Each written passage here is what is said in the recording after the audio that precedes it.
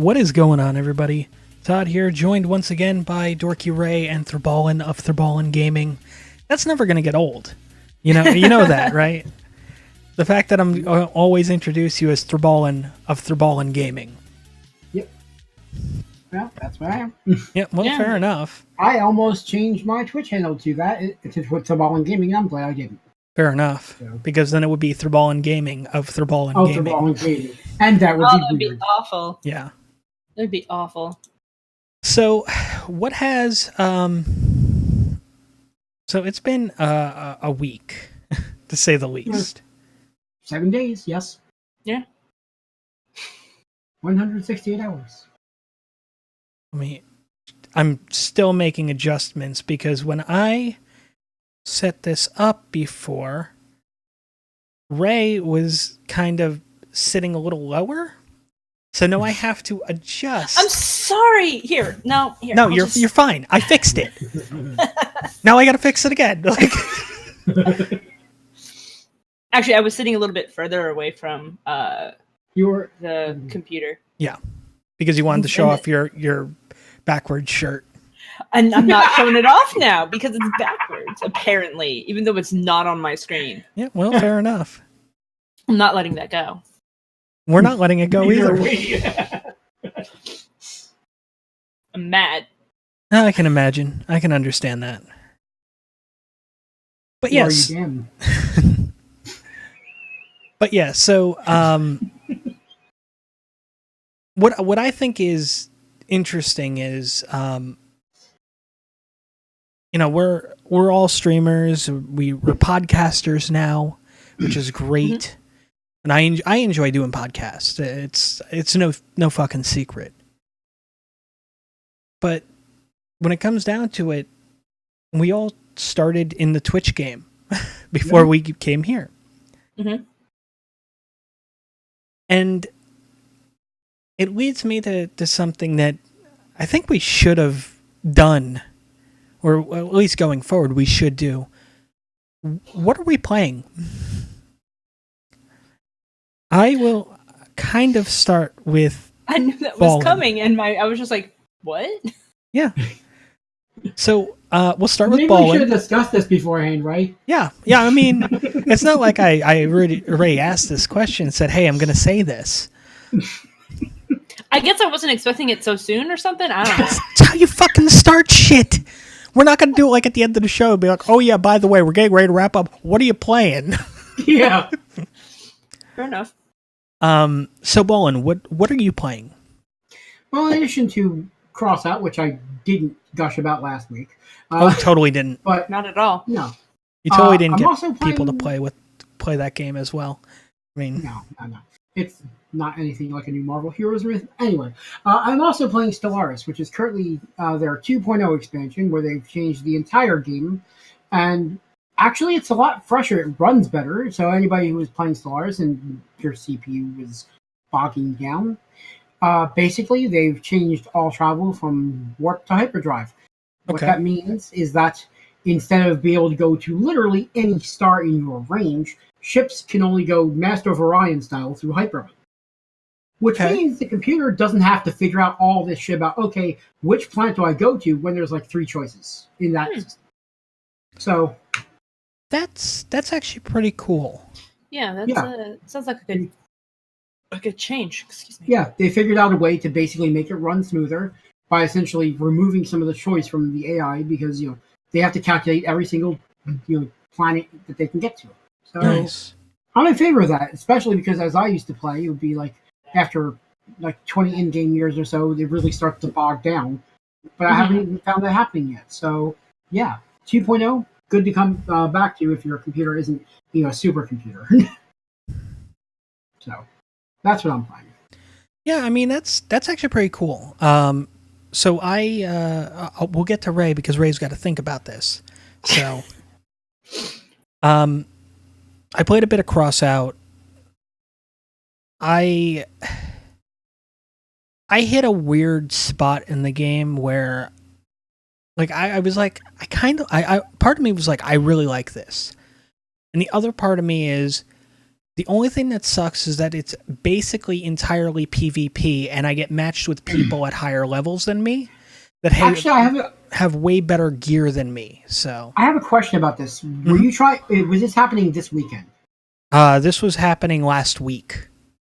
Okay. The reason I asked is because starting on Friday, they had a bonus XP weekend. Yeah, no, So, I didn't play it at all this. I didn't play it at all this weekend. Okay. Good enough. Just thought I'd ask. Yeah, if I had known about the bonus XP, I probably would have. But no, I did that. I mean, I've been just kind of putzing around with. Started up another playthrough in Fallout 4. I've modded the hell out of Fallout 4. I actually have You have to.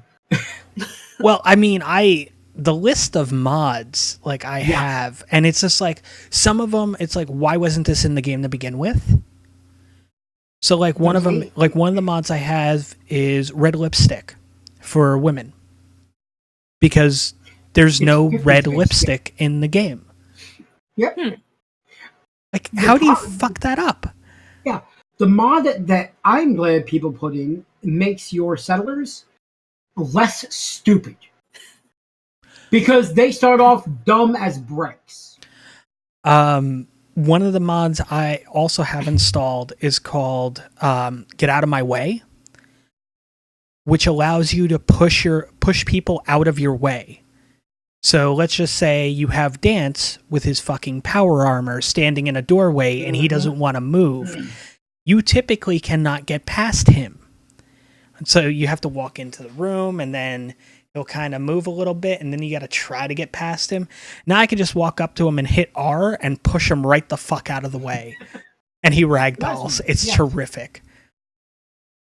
I mean, it's just like there's some mods that were like there's a Wild Wasteland mod, which adds a whole bunch of new encounters, which I was thankful for because I loved that in the older Fallout games.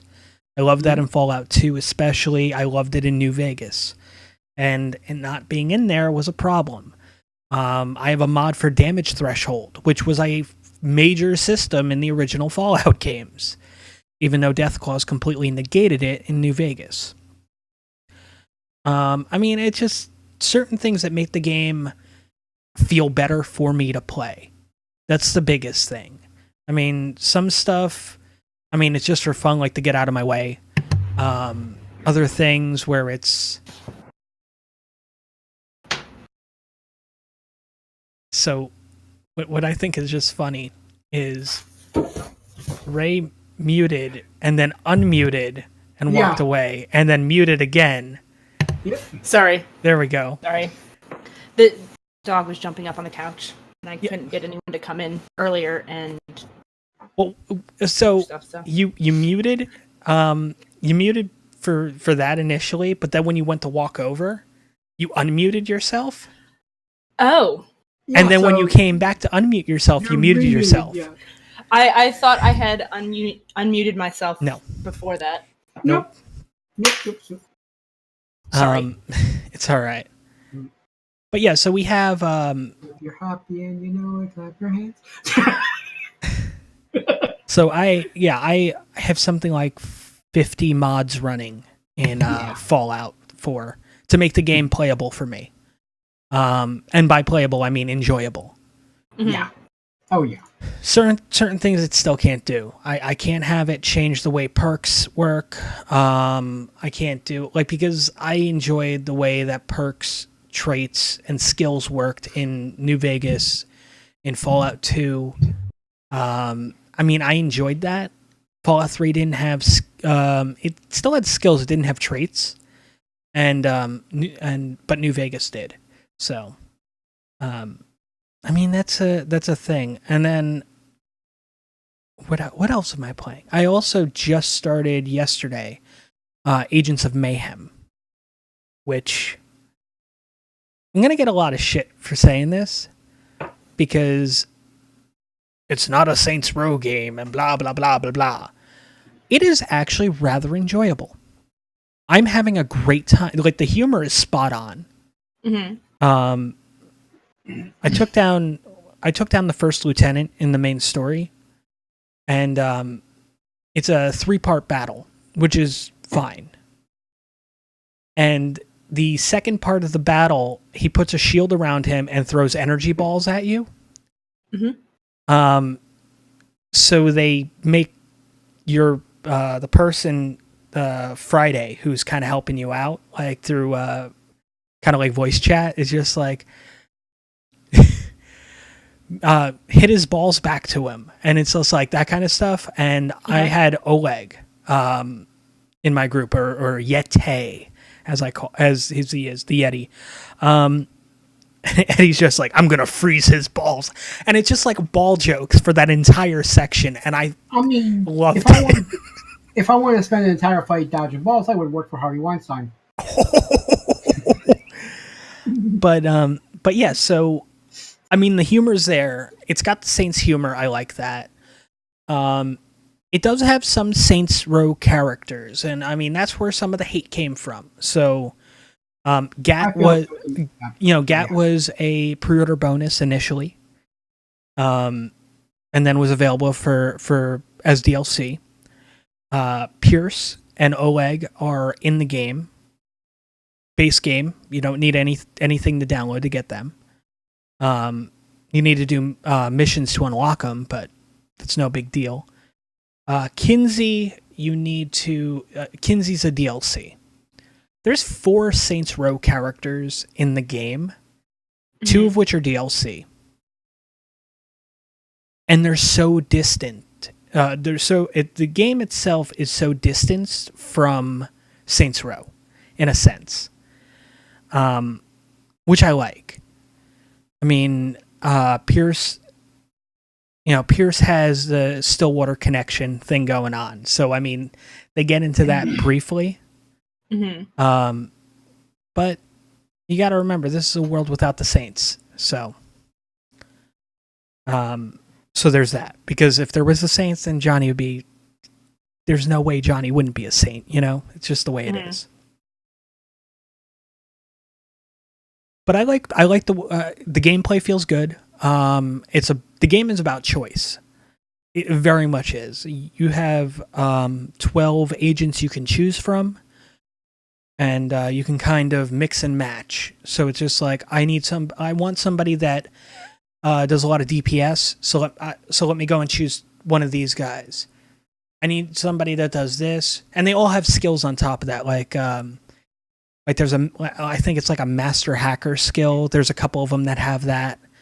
So you can, like, I ran to one mission, and it's just like, you need this skill. So I had to go through my characters and say which one had that little icon that matched up. Mm-hmm. And it was just like, oh, okay, I got these 3 that I can do, but one of them I can't do yet because they get that at level 10. It's fun. It's fun, though. It's definitely been enjoyable. I mean, other than that, I played some WWE 2K18 before the live reaction on Sunday. There was that. Ray. I played the cross out game with Storms and Balen yesterday. You can hear the excitement. Yeah, I mean, I'm not like super into it. It was nice playing with with Balen and Storms. But I'm not like big. I said that I might play some single player just to, because my experience was not going up very fast at all. There is no single player though. Well, no, but no, it's PvE. There is though. Up until level 4, you're guaranteed to not fight another player. Fair enough. So, and I think basically the problem is anyone who's above level 4. If you play with someone who's below level 4, the below level 4 person doesn't go up very fast in levels. Yeah.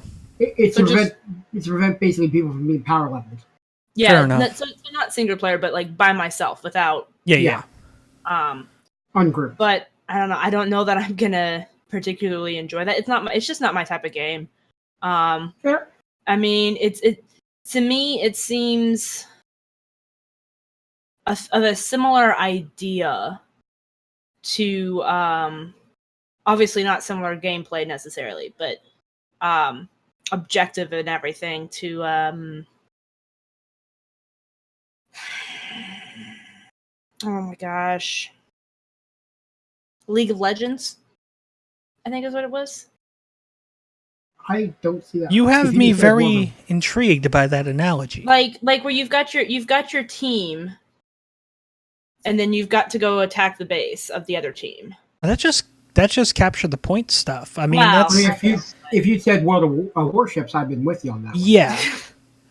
Well, If okay, you but I said played Mech World of Warrior Warships. Online. Like what all? Yeah, one of those that I played for whatever. I played all of once, and I hated my life. Not Yeah. gonna lie. I don't like the building thing. I don't like sitting there and trying to build my vehicle. Don't enjoy that. Fair enough. I don't know if it's the controls or whatever, but for what I like to do, I like to just like, I don't know. I like to play Kingdom Hearts and just like, oh, this is better stats. Click that, we're good. Go on. Fair. I never did the gummy ship builder in Kingdom Hearts. It's like the one thing in Kingdom Hearts that I never did. You know that's going to be like a major part of Kingdom Hearts 3, right? I know. Like, I'm mean, gonna it's put up with it. I mean, it's going to be a thing where like where you're probably going to be forced to build a new gummy ship. As opposed to them saying like, here's a design, improve on it, and you're just like, see, and here's the thing: I didn't ever improve on my ship either. yeah. With the gummy ship, it was like, all right, this has been working. Yeah, I mean, it's just It gets me through the gate. We're good. But no, I just from seeing Birth by Sleep, I haven't played a whole lot of Birth by Sleep because I didn't have a PSP when it first came out, and I just recently got the 1.5, 2.5, and I haven't played much of Birth by Sleep. I'm sure they're gonna have a lot more gummy play. Excuse me, than just going through gates. Now, here's the thing. This is what's funny. You say gummy ship, and all I can think of is that back in the 80s, Disney themselves had a Gummy Bears cartoon. So I'm picturing Nice. those characters. Yeah, no, it's not that. Because that's what I was picturing. I got to be honest with you. You're envisioning the gummy bears, which is Yeah. terrific. Yeah. Because they're Disney characters in Yeah. Disney and Final Fantasy. I mean, that's fair. That made sense in my head canon. Like I said, that's fair. It's not what it is, but that's fair. Yep. But yeah, so I don't know. Like, I'm still gonna give Crossout like more of a chance. I'm gonna try and level myself up to a decent, to where I can play with you guys. But I'm not like super enthusiastic about it. What I'll say, Ray, is play up until level 5 and then make your assessment. Yeah. Because I know for me, like, the building took a while to get used to. Mm-hmm. Because especially when you have, for example, wheels, there are some wheels that are just wheels, but then there's other wheels that are wheels ST. Which turn? Yeah. And they don't explain that to you. Ah. And then they also don't explain like how to properly armor your vehicle and all the other stuff. It's all of its trial and error. Okay. And I ran into that a lot. So Yeah. I'll see. One strat I will give you when it comes to building a vehicle, when you're building your frame, right? Build your frame and put the cab in the middle. And then build up in the front and the back. It makes it harder for them to kind of damage your cab. Okay. I will also say this. Ideally, you should only use wheel STs on your vehicle. This is for anybody listening. The best advice I can give, and I'm going to hate myself for this because this is good. If this might result in me fighting more people with more intelligence about the game. But I mean, I'm going to say this. Never put just plain wheels on your vehicle if you can avoid it. Once you have 4 wheel STs of the same type in your inventory, you shouldn't even be looking at standard wheels. It makes it so maneuverable. And it also means if you get one of your front wheels blown off, you still have good turning capability. Yeah. As compared to if you only have one ST wheel. True. I'm also a big fan of 6-wheel designs, but that's me. Well, I mean, that means that you have to have 6 wheels. So I have so many wheels. You do get them as you fight. See, the thing is, it's like I get the parts I get the most are guns. Yeah. Like, early on, that's what it is: the machine guns, the shotguns. Yeah, no, I mean, I get a ton of those, and it's like I can't use these because of my power bay or whatever. You know, I don't have a substantial enough one to put more of that on there. And even like the vehicle I was working on, the one that's just like, it's a massive front end, basically. Yeah. It has three of the auto cannons on it, basically. Mm-hmm. I mean, that's good. That serves its purpose. But besides that, it's like, all right, well, it's as I said, it's a game that give it to level 5. Yeah. Once you start, because, well, you actually already started playing with actual human beings. Just not against actual humans. Just not against them. It's just against bots. Until level 4. Yeah. But once you start going up against actual human beings, those first 4 levels are there to teach you the game. But it really doesn't.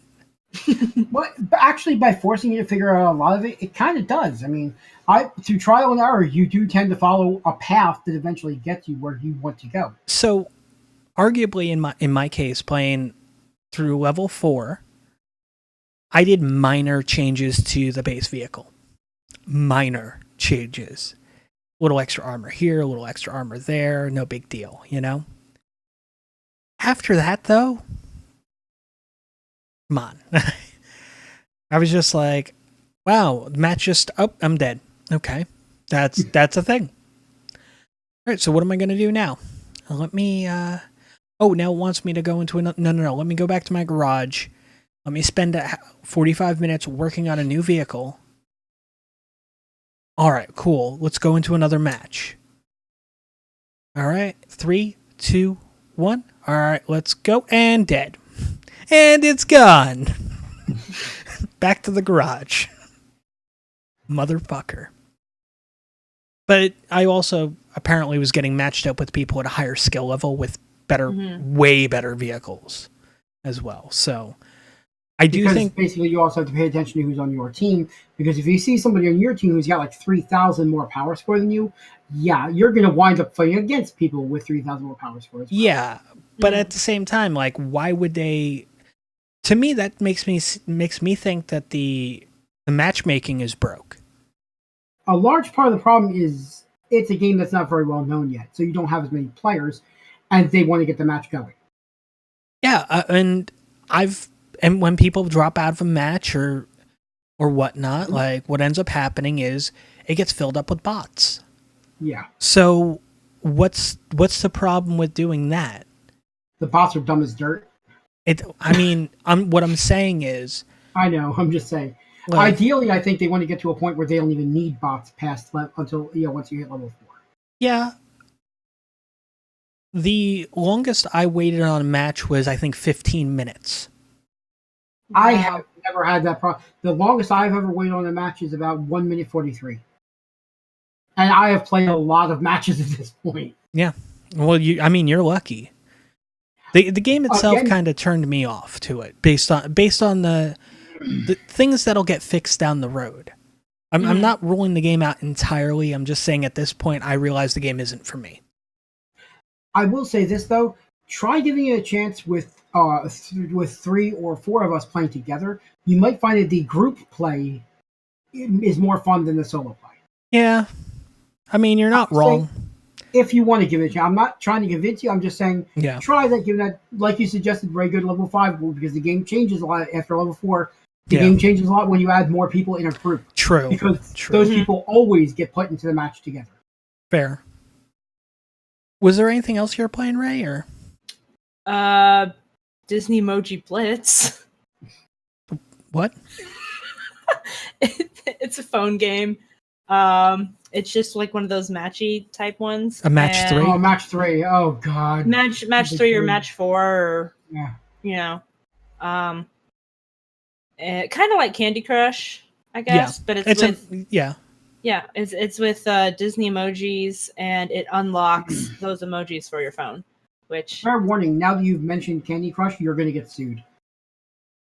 oh well, my bad. I'm just saying, they're very brutal about that. Yeah. But yeah. But yeah, whatever. They can sue me for all I'm worth. They'll get like $5. But yeah, that's it. I haven't really been playing much of anything as far as games go. Okay, well that's fair. Yeah. Since we're on the gaming topic, there's a couple things kind of want to touch on. Apparently, Sega today was supposed to release the demo for Yakuza 6 on the PlayStation Network, and they did, except for in North America, where for about 2 hours they accidentally set the full game as the demo. Oh my god! So there are people that got Yakuza 6 for free. Wow. And I'm guessing there's no way they can remotely remove it. So. No, because the thing is, the game registers as demo. Well then, They and then they're just like, oh well, people found an exploit that allowed them to use our demo as a full release of the game. I don't think that's an exploit. I think No, that's no, a when you critical screw up- error. When Yeah. the demo is supposed to be, I think it was something like 8 gigs on the PS4, and it ended up being a 57 gig download. I'm just saying. yeah, that's beautiful though. I'm sorry, I love that that's story. so I love great. that story. Oh, that's so great. Yeah, I actually read that like right before I was checking my phone before I was just like, "Hey kids, you ready?" And that was in my feed, and I was like, "What?" Also, gaming wise, so as we great. record this, there is less than 48 hours left in the Trinity Continuum Kickstarter. Since we're mentioning Kickstarters, very soon the BattleTech Kickstarter, which was a big thing for me last year, Mhm. it's going to bear fruit. I'm going to go ahead and look this up because you know what? This is a big game. It is. It's coming out in April on Steam. Nice, very cool. Not everything that goes on the Kickstarter gets realized. That's Oh, there's important to this- understand. So the fact that it's coming out in April, I'm very happy about this. It is a turn-based game, which means Ray's not listening anymore, and it is based on the BattleTech IP, which, for anyone who doesn't know, it's basically walking tanks smacking each other around with weapons. It's glorious. It's been around since the 80s, and I love it. Based on the tabletop game. So yeah. I mean, that's pretty awesome. I honestly think that is really cool. It is. But yeah, and so of course is Onyx Path and everything they do. Yeah, no, absolutely. No lie. No lie. I mean, the fact that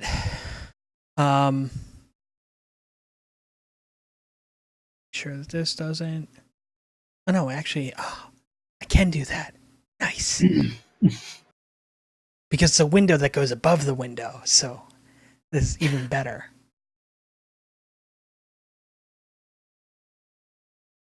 Yeah. All right, cool. Because I was so concerned about that. But yeah, I mean, just gaming wise, I mean, that was a big thing. And personally, with the BattleTech, that's really awesome. Mm-hmm.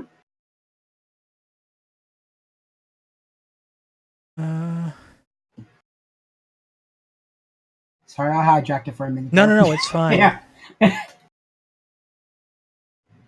So apparently the ESRB will address loot crates with in-game purchase labeling now. So that's a thing. says labeling will cover all purchases, not just crates.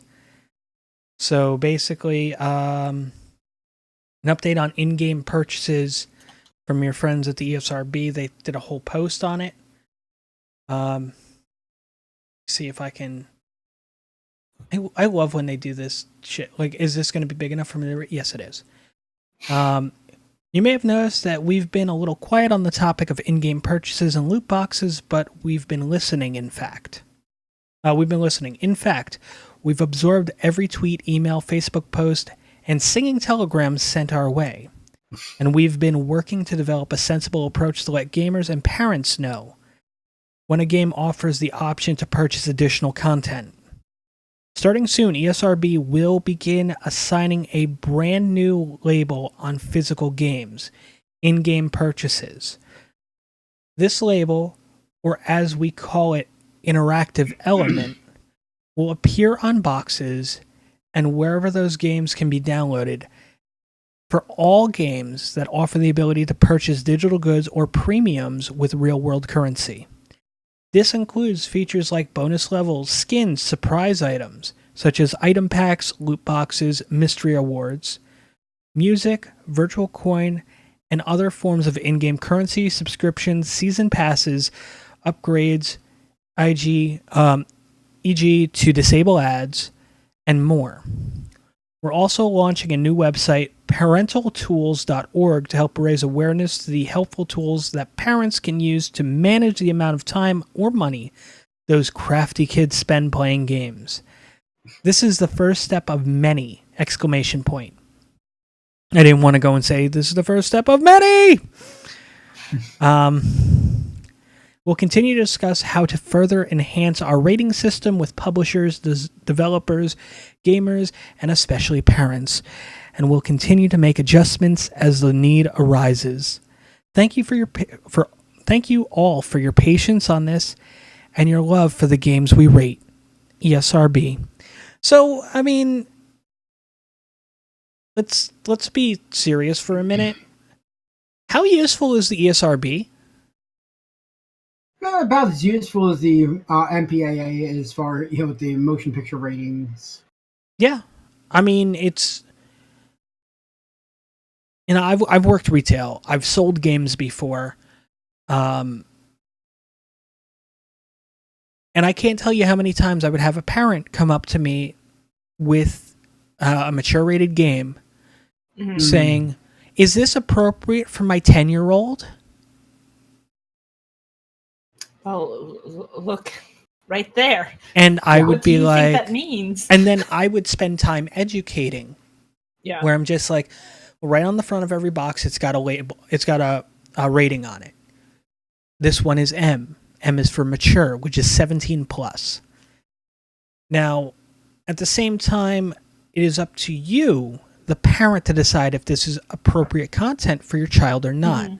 On the back of the game disc, and I actually have. I'll grab a case. I totally not planned. Yeah. By the way, it's the wrong game disc in there apparently, because this is what I was looking for, but it had Hunter the Reckoning, the regular version, in there. Yeah, you're the only person that has ever had that happen to them. That surely no one else has had that. No, I'm just half my DVDs are in the wrong boxes. No. I mean, purchased. Yeah. Like that's what happened. Like order it through Amazon. They send it, and then you go, "Hey, this has the wrong game in it," and they're just like, "We sent you what we had on that." So, and I'm like, "Well, so that's how it came as ordered." Yeah.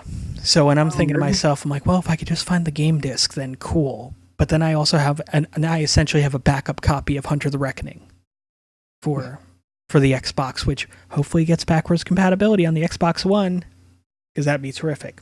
But anyway, so holding up this game box, you see right here is the M-rated, mature 17 plus, content rated by the ESRB. Underneath that, game experience may change during online play, blah, blah, blah. Standard stuff. Then we have this little thing on the back, right?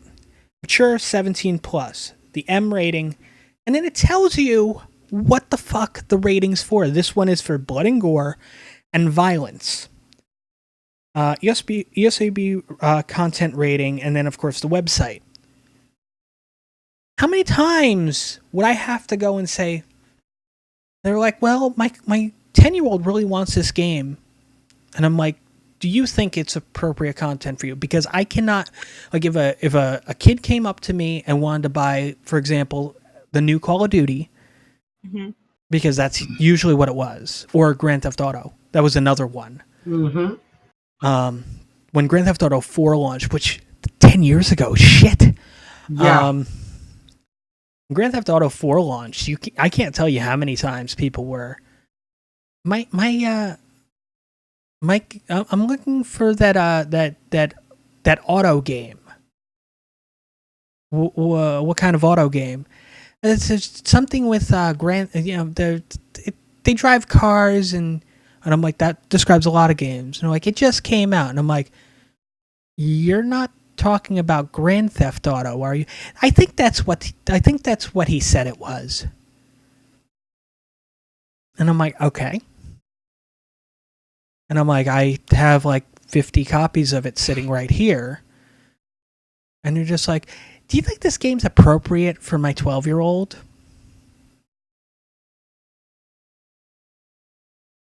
And I'm just like, what? It's a mature rated game. And then I go over the stuff, because the first one had partial nudity. 5 had moments of full frontal. But, you know, it's just little things like that, you know, like I'm not the parent of your child, but I do feel you need to make an informed decision on whether this is appropriate for your child or not. This is the kind of content you can expect in this game. Is this something you would want your child? Is this something that you trust your child enough to play? Because that's really what it comes down to. It's not even like, is it appropriate for your child? Like, with a lot of the games, it ends up being stuff where you have,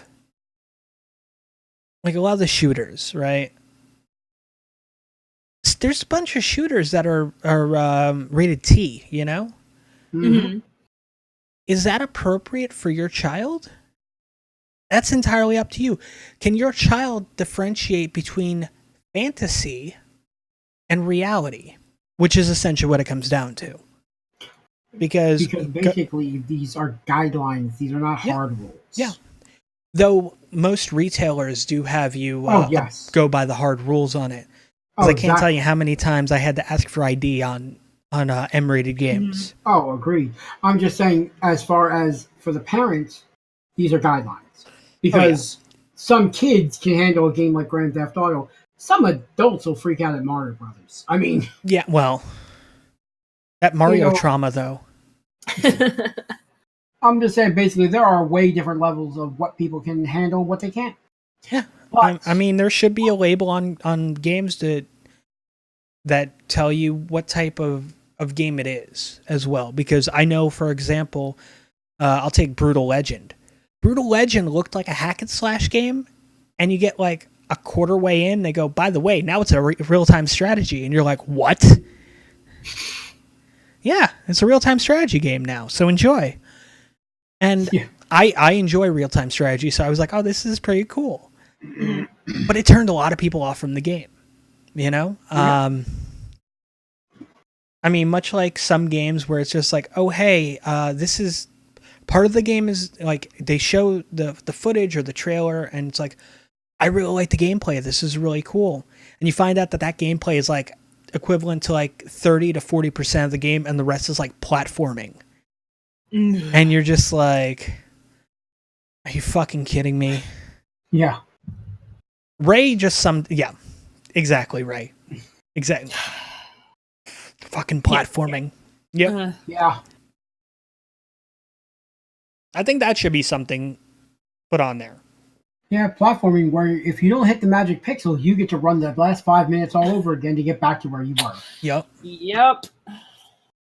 But I mean, that's just a little arbitrary thing that I would like to have on You know, if for example a game has like a couple platforming sequences, that's not bad. You don't need to mention that. But once it hits a certain, like, once it's over a quarter of the gameplay of something, mention that it's a platformer. Yeah. You know? Mention that it has, like, if, once again, I'll bring this up, and it's just like, you know, it gives me the story thing, and it's just like, 5 playable hunters, 20 expansive levels, blah, blah, blah, blah, blah. You know, like, all right, well, that's cool. But it also is just like, you know, it's up to 4 players slaughtering over 30 different types of monsters, and you know, based on the pictures, you can tell like, oh hey, they're working as a group, you know. But I've had games where it's that's not the case. They don't tell you that shit. Yep. But yeah, I mean, I don't know. I really don't even know. It's just a bit problematic. I do like that though, that they are putting on there about the microtransactions and everything, because at least it's a piece of information that someone could potentially use. Yeah, no, absolutely. I completely and totally agree with you on that. The big problem comes from the fact that not many people do. Yeah. I mean, just having that information there is good, in my It's a opinion. step in the right direction. Oh, absolutely. Absolutely.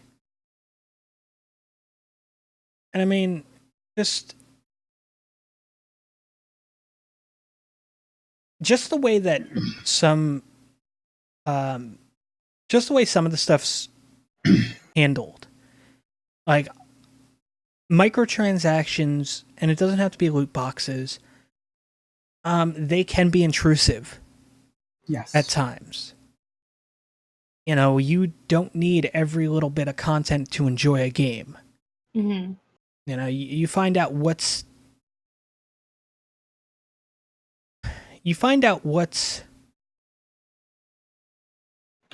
valuable to you, you know?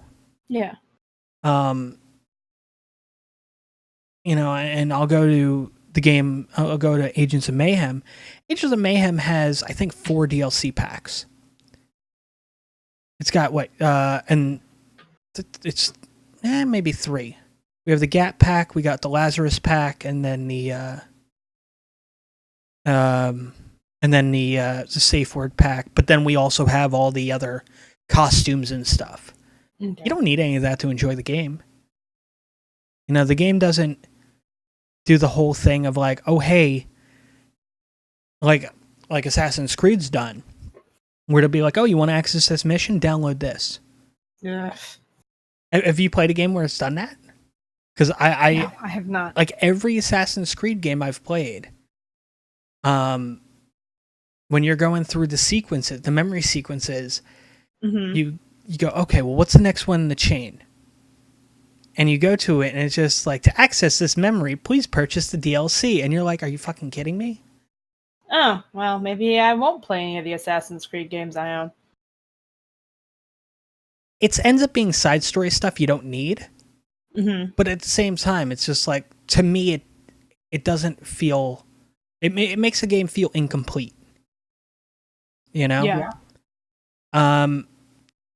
Dragon Age went a whole different route on this. So in the first Dragon Age game, when the game launched, everything was fine. There was a day 1 DLC pack for, you know, if you purchased the game new.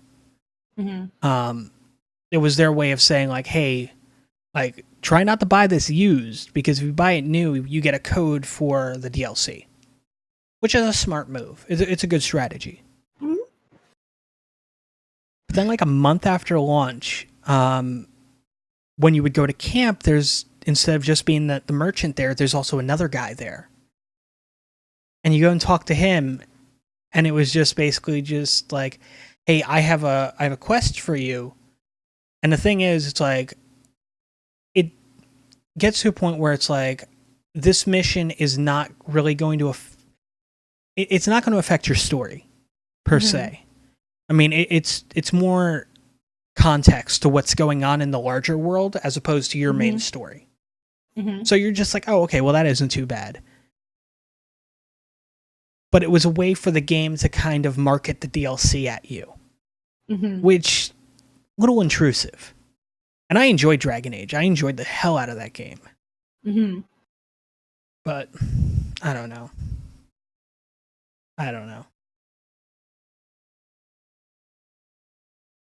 But yeah, I just it's been a long time coming with this kind of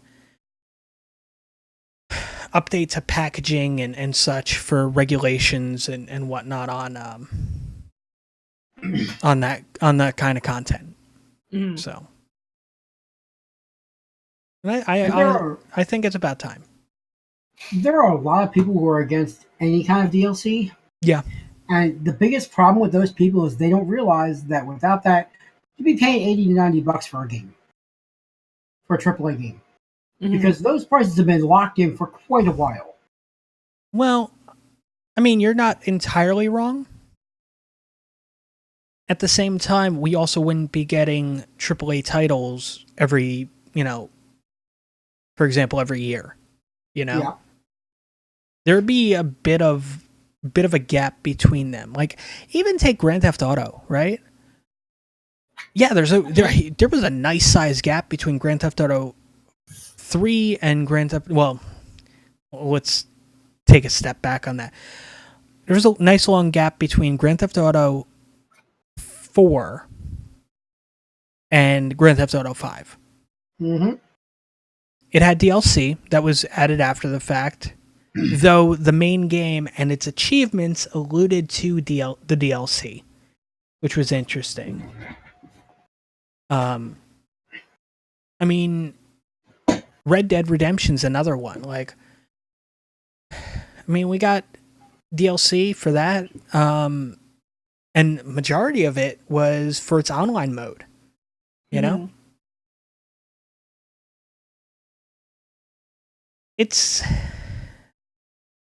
And that was back before the microtransactions and all the other stuff. So, but to access certain, technically, if I'm not mistaken, you had to purchase the DLC. Let me just, because you had some of it, like you had the Liars and Undead Nightmare. I know you had to buy that because that was essentially an expansion side story thing. But like Outlaws to the End, was that was the first DLC that was released. I think that was free. But like, it was it added co-op missions and all the other stuff. Legend and Killers was another one. That one was a $10 pack, and it added 9 new multiplayer maps, 8 new multiplayer playable characters, and 1 new weapon. And everything of all the DLC for the game fucking really affected the multiplayer. I'm happy we're not getting that. Yep. Especially in games like Grand Theft Auto, because I mean, if we didn't have the microtransactions, this is the model of DLC that would be needed to sustain Grand Theft Auto Online. Yes. A $10 DLC pack, like, really? Yeah, you had, what was it? The big packs were Legends and Killers, Outlaws to the End, and I think Liars and Cheats. Yeah, Liars and Cheats, which added multiplayer poker and Liar's Dice. Added horse races.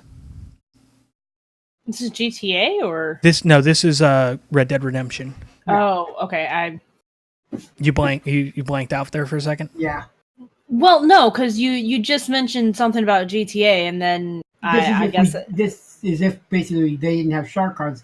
These are the kinds of things that GTA Oh, okay. Yeah. I got confused there. Yeah. Explosive rifle, which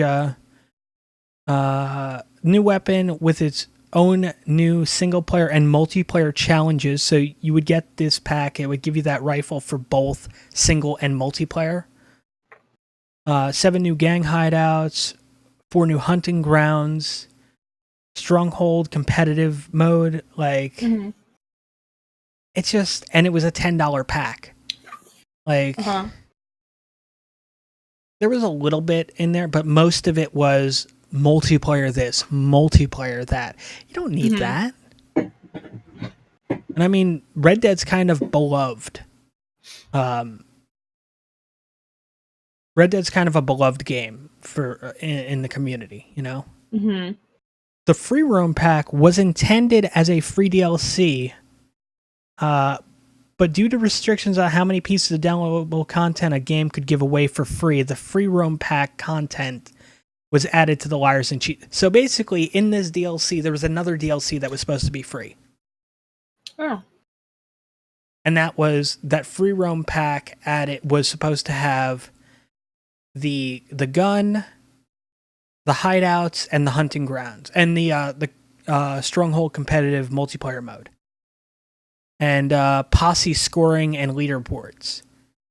Like, you paid $10 for this now. Like, for stuff you were supposed to be getting for free. So let's cut all that out. So this pack you're saying was going to be $10 for poker and liar's dice, horse racing, and 15 multiplayer skins? Really? That seems a bit much to me. Mm-hmm. I don't know. I really don't even fucking know. Like, You say what you will about shark cards in GTA 5, Online. Nothing is locked behind a paywall. yeah, legit. Yeah. Legit. If you have the time to play, you can basically get everything you want. And if you don't have the time to play, you can pick and choose the parts that you want. Mm-hmm. Oh, by the way, are you guys ready for the middle of March? What's the middle of March? What's the middle of March? Well, next week is the last drip-fed vehicle from the Doomsday update. Which usually means the next big DLC coming. Within, usually it's anywhere between 2 to 3 weeks. Yep. Oh.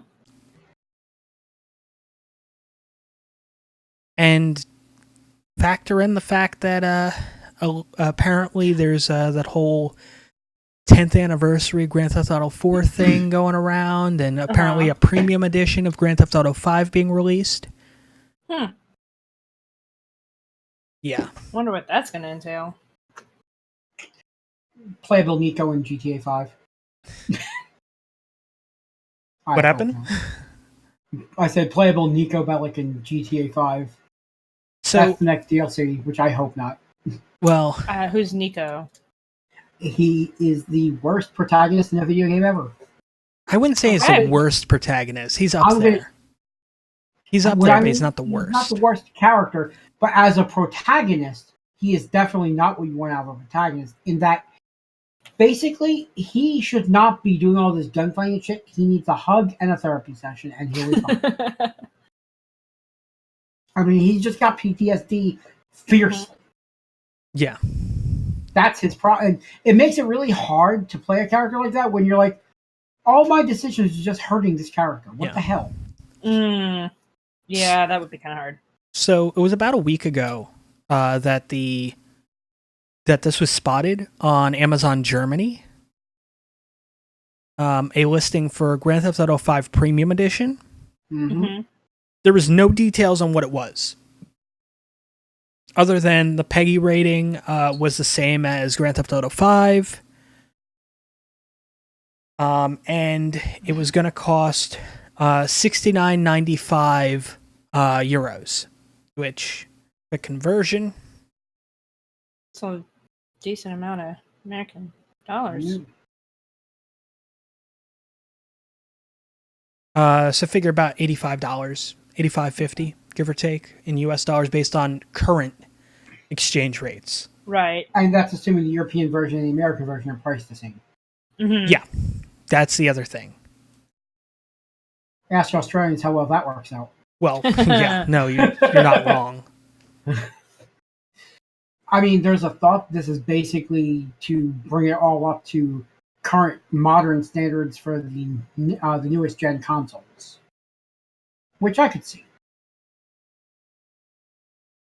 So here is I'm looking at it right now on Amazon. On Amazon Germany, because Yeah. Amazon Germany is the one that leaked the premium edition. Okay? Mhm. So the game right now, and now mind you, I'm looking at download code on this, because then I know it's only coming from Amazon. I don't have to deal with another seller and all the other stuff. Right. Yeah. $69.99 Euros. Okay. euros. Yes. Yeah. Okay. So that's kind of interesting. Do you think that they'll be throwing in something like the Criminal Enterprise pack or That could be. a shark card? Because there is the GTA 5 with Criminal Enterprise starter pack bundle, Mm-hmm. which is listed on the same site. It mean, I might guess be the case where it's not a bundle. It might be the case where they basically combined it into one package, as opposed to selling two things separately. You buy this, you get the whole thing in one package. Well, so the thing is, it's like that. Well, that's the way it is. Where it's just like, oh hey, you get the. Let me look at the PC code. Well, they don't sell the PC code. That kind of made that a little interesting. But yeah, I mean, just getting the game. Actually, the base game. Now, this is what's funny. That remember I said the Xbox One download code was Yeah. $69.99. You can get the PC version boxed for €29.98. Oh wow.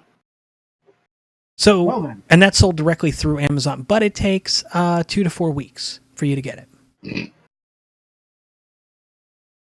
Oh, because it's okay. Yeah, the yeah, box. The version. boxed. Yep. So, I mean, it's interesting. Mm-hmm. So what exactly, what kind of content can we expect from that? You know, that's Yeah.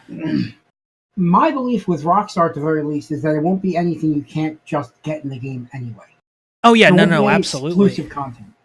So anybody listening, I'm cutting that off right here, nipping it in the bud. I don't think Rockstar, because everything I've seen from them in the past 4 years Mhm. Mm-hmm. has been all you can buy is the same cash you can farm anyway. Yeah. And I think they're going to Saving continue yourself that trend. time. Right. Spending money. Yeah. Time. I mean, time is money. All you buy is convenience. Mm-hmm. So I know a couple years back there was the whole adding a new area into the game element that was brought up a few times, specifically by notable leakers. Mm-hmm. And of course, it didn't happen.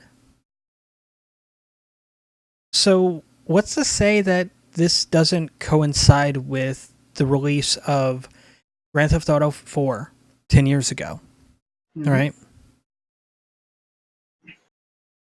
But, I mean, all right. So, what I'm basically saying is, I'm thinking this premium edition includes a remaster of 4 or potentially an area of the game which is going to be unlocked for everybody.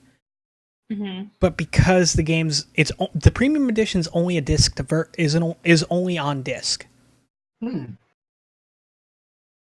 So That Okay. changes things for me, because I'm thinking it may include things such as, basically art on the disc, Yeah. or music. Mm-hmm. It could, or even just like it could have even posters or something with it. Yeah, exactly. Basically, something that A map of Los Santos. Yeah, Blown up, hang on your wall. See, the thing is though, I I don't think, because they've done that already. They already did that with the special edition when the game came out. Okay.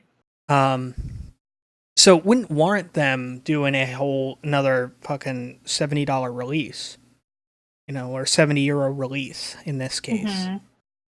Because if you think about it, it's like, oh well, essentially that's a $90 game for us, right? Yep. So let's kind of think about what it could entail. I'm kind of going with the idea that you'll get the game, you'll get the Criminal Enterprise bundle, which, I mean, for somebody who's new to the game, it is a valuable thing to have. I mean, you don't get the best shit out of it, but whatevs. Maybe a remaster of Grand Theft Auto 4. Maybe.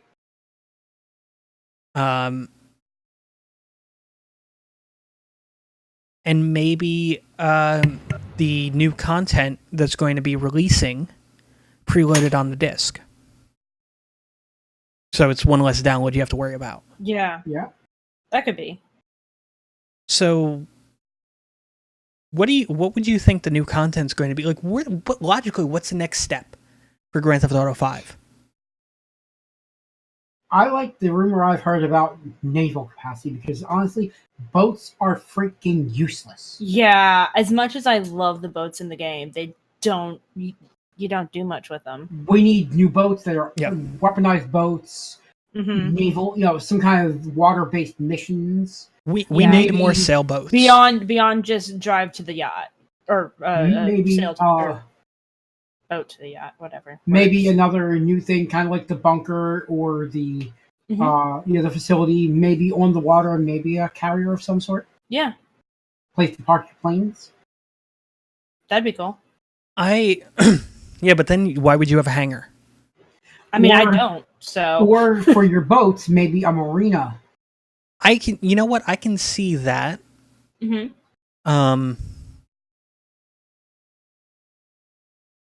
So you're thinking naval, which is not a bad. I would not be against that at all. Mhm. No.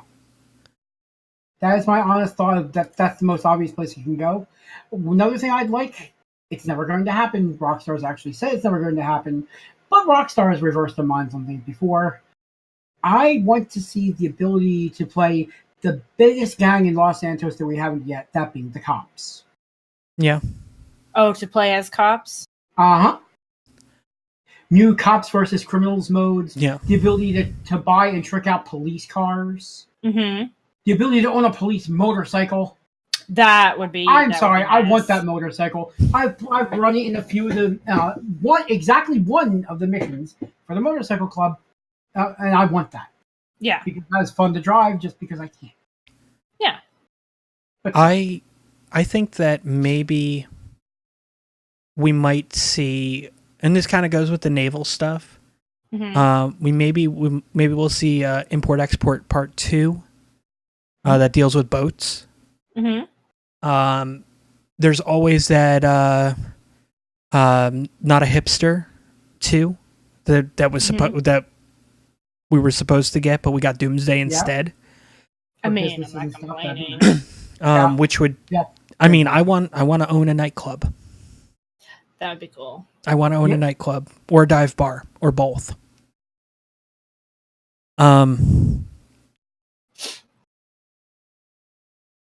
I think we might go with the hipster route, as opposed to because people want mansions, Yeah. I would love to own a mansion, People especially want if you mansions. could put like weapons and turrets on the thing to shoot down helicopters and stuff. Yeah. Because you got Yeah, I mean, it's just people want that. That's something we'll probably end up seeing because Rockstar said that just because Red Dead's coming out in October doesn't mean that they're not going to continue to update Grand Theft Auto. and why would they? It's their moneymaker. Well, I mean, that's a fact. It makes more money than anything else they've ever had. And people complain about it going, well, that's because of shark cards. Yeah, it's because of shark cards. But that gives us a good game to play. Yeah, still. Like, who cares if it's because of shark cards? And I'll go on the record saying that I believe that 6 months after console launch, we'll see we'll see Red Dead on PC. I would not mind that. Because unlike Red Dead 1, the reason why Red Dead 1 never got... let me rephrase that. The reason why Red Dead Redemption never made it to console, to PC, was because the console code was so fucked. Apparently a lot of the stuff was thrown last minute together and packaged. So it made it very... For them to port it, quote unquote, to PC, they would have to rebuild the entire game. Ooh, wow. But because I have to believe they learned from that. Because Xbox and PS4 architecture is very much like PC architecture now, makes porting it a lot easier. Yep. So, that's why we've been seeing things in PS3, PS4 and Xbox games that we never saw before. Such as, and I'm not even talking about like, oh, well, this is a cool thing that's in the game. I'm talking like in the options. Like, up until the Xbox, I don't remember seeing an FOV slider on a console game. Fair. I saw a ton in PC games. Being able to turn off things like ambient occlusion and motion blur and stuff like that. You never saw that on consoles until this current console generation. So, a lot of people, when the Xbox was announced, way back when, a lot of the people were like, "Oh, this is just going to be Microsoft trying to make consoles more like PCs." I'm like, "Yeah, which is a great thing." Yeah. Yes. But yeah, I still think that, like, content-wise, GTA-wise, the easiest thing for them to do right now is hipster 2, because then they can kind of drip out like a good bit of content till maybe the middle of summer, maybe the start of summer, like, even if it just gets announced in March, because there was that Blue April thing that was kind of leaked, which had to deal with the fact that which was teased to be like a naval update. So we might be getting that. We'll see something soon though, and I can't wait to see what it is, because I don't want to say I've been playing a ton of GTA, because I haven't. Not recently, no. I've kind of... Yeah, no, it's kind of into the back burner. Yeah, and a lot of it comes down to the same shit. Like, well, the heists aren't. no, you know what I mean, though. Like, yeah, I know what you mean. Well, I know I've been having issues since... Stop bringing them up. You're making me upset, Balen. I know I've been having issues with GTA 5 since the Doomsday update, where the game will just out of nowhere go, nope, fuck you, we're done. Oh, that's sad. Yeah. So, and it's done that to me on stream. So, and at that point, I'm just like... And it's one of those, like, I made sure I got my login, so I get that 250K. But other than that, it's just like, eh. Yeah, I haven't even been logging in, mostly because I've been house sitting. But. Yeah. But no, I hope the next update's good. They're probably going to do something, and they would also explain a new DLC coming out would explain why they did the San Andreas tax refund thing earlier than they usually do. Because what they want you to do is have enough money, which to buy their deal, the new but stuff. Also the DLC. Actually, they want you to have enough money so that you spend it, and then you kick yourself when the DLC comes out. Well, that too. And then you go buy a shark card. Yeah, exactly. Yep. Because you hate your life and your wallet. Yeah. Oh yeah. I'm not going to say they don't play games with the ideas of shark cards, but they don't, as people on Reddit would say, force you to buy shark cards. cards. No, they don't. And I'll give you that hands down. They do not force you to buy shark cards. Everything in online is achievable with a grind. Yeah. Yep. I mean, it's everything without fail. like I'm still grinding on my Shitaro, which is something I want. I'm also grinding for my Lurcher, because by the time I have enough money for it, it'll be available again in the shop. Yep. I'm still grinding for freaking bunker upgrades. Yeah. I finally did. I think I've got one upgrade left beyond like outside of if I want to make it my spawn point and have a bedroom there or whatever. Okay. But I've got one upgrade left for Production. like, supply. Yeah, production research, whatever. Yeah, see, I got those updates out of the way. Like the only one I didn't touch is the security. Mm-hmm. See, and so here's the thing, because it was a miscommunication error. I understand that fully, but I was sitting there, and that was the security one was the only one I could afford at the time. Mm-hmm. And I asked Balen, I was like, I was like, so and I don't think I asked it very well. This is where part of the communication error came up, but the answer I got made me think that the security was going to help with production. Absolutely, it did not. No, it's the only one of those that doesn't. Yeah, and I had like, I think at that point, so I went ahead and bought it because thinking that it was going to up my whatever, and it took me down to like 8,000. I was like, oh, that didn't actually help me. Okay. So I'm gonna go cry now. The next time I log in, what I'm going to do is I'm going to actually deactivate my bunker. Mm-hmm. And But isn't gun running more? It's lucrative. It's so fucking time consuming though. I mean, what I do, I will admit, is I fill the supplies bar exactly once, let it cook down, sell that, rinse and repeat. I mean, you always get one vehicle that way. True. See, I mean, for me, what I want to do is I want to try to get back into the CEO stuff. Yeah, that's some good stuff. And the problem I'm running into though is whenever I log in, whenever I register as CEO or MC, I get hit with all the fees. Yeah. The bunker fees. Yeah. I agree with that.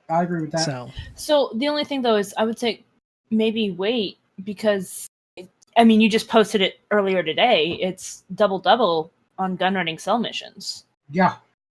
Yeah, but then I would also have to be able to play the game for more than like an hour before it crashes on me. So fair. Whereas if I can get where it doesn't crash on me, and yes, I've verified the game, I've actually uninstalled and reinstalled. Oh wow! And it's still doing it. So. Wow. Yeah. So, and I mean, I was enjoying Grand Theft Auto Online. I was. That frankly sounds like a hardware issue. If you uninstalled and reinstalled it, and it's still having the exact same issue.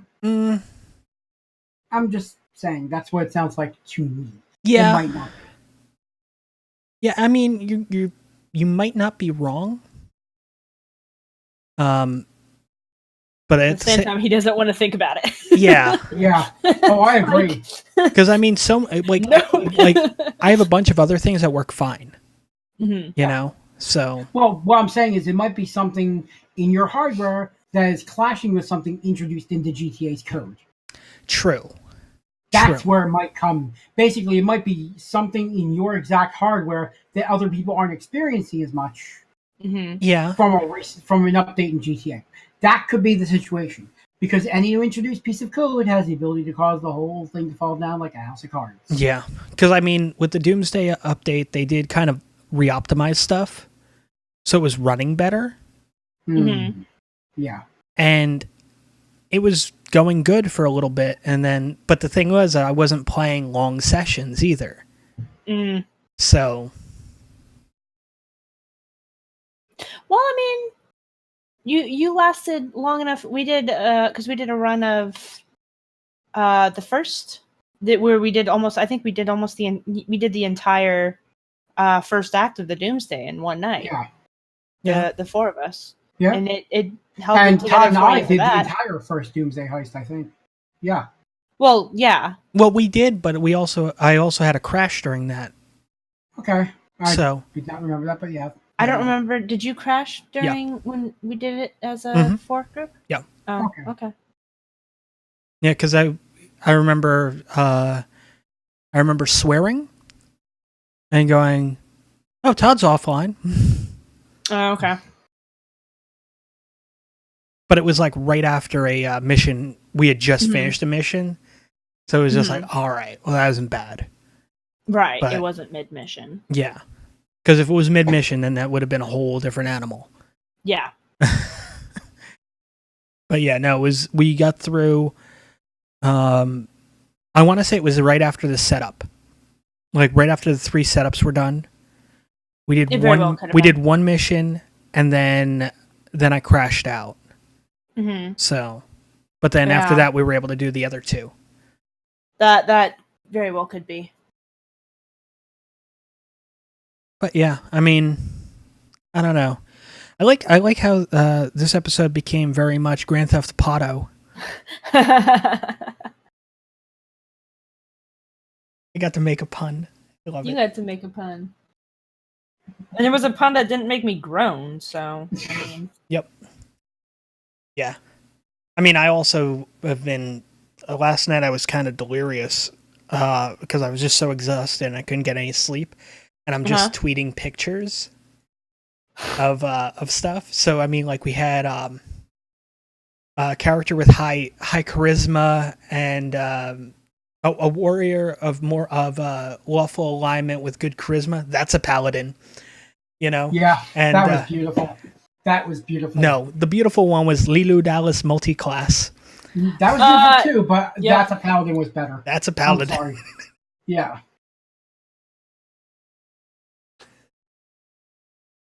oh man, I've been trying to find good memes a lot Yeah. lately. You should 'Cause, just hang out with me. Yeah, Yeah. I mean, honestly. Yeah. Yeah. Well, I'll and do it.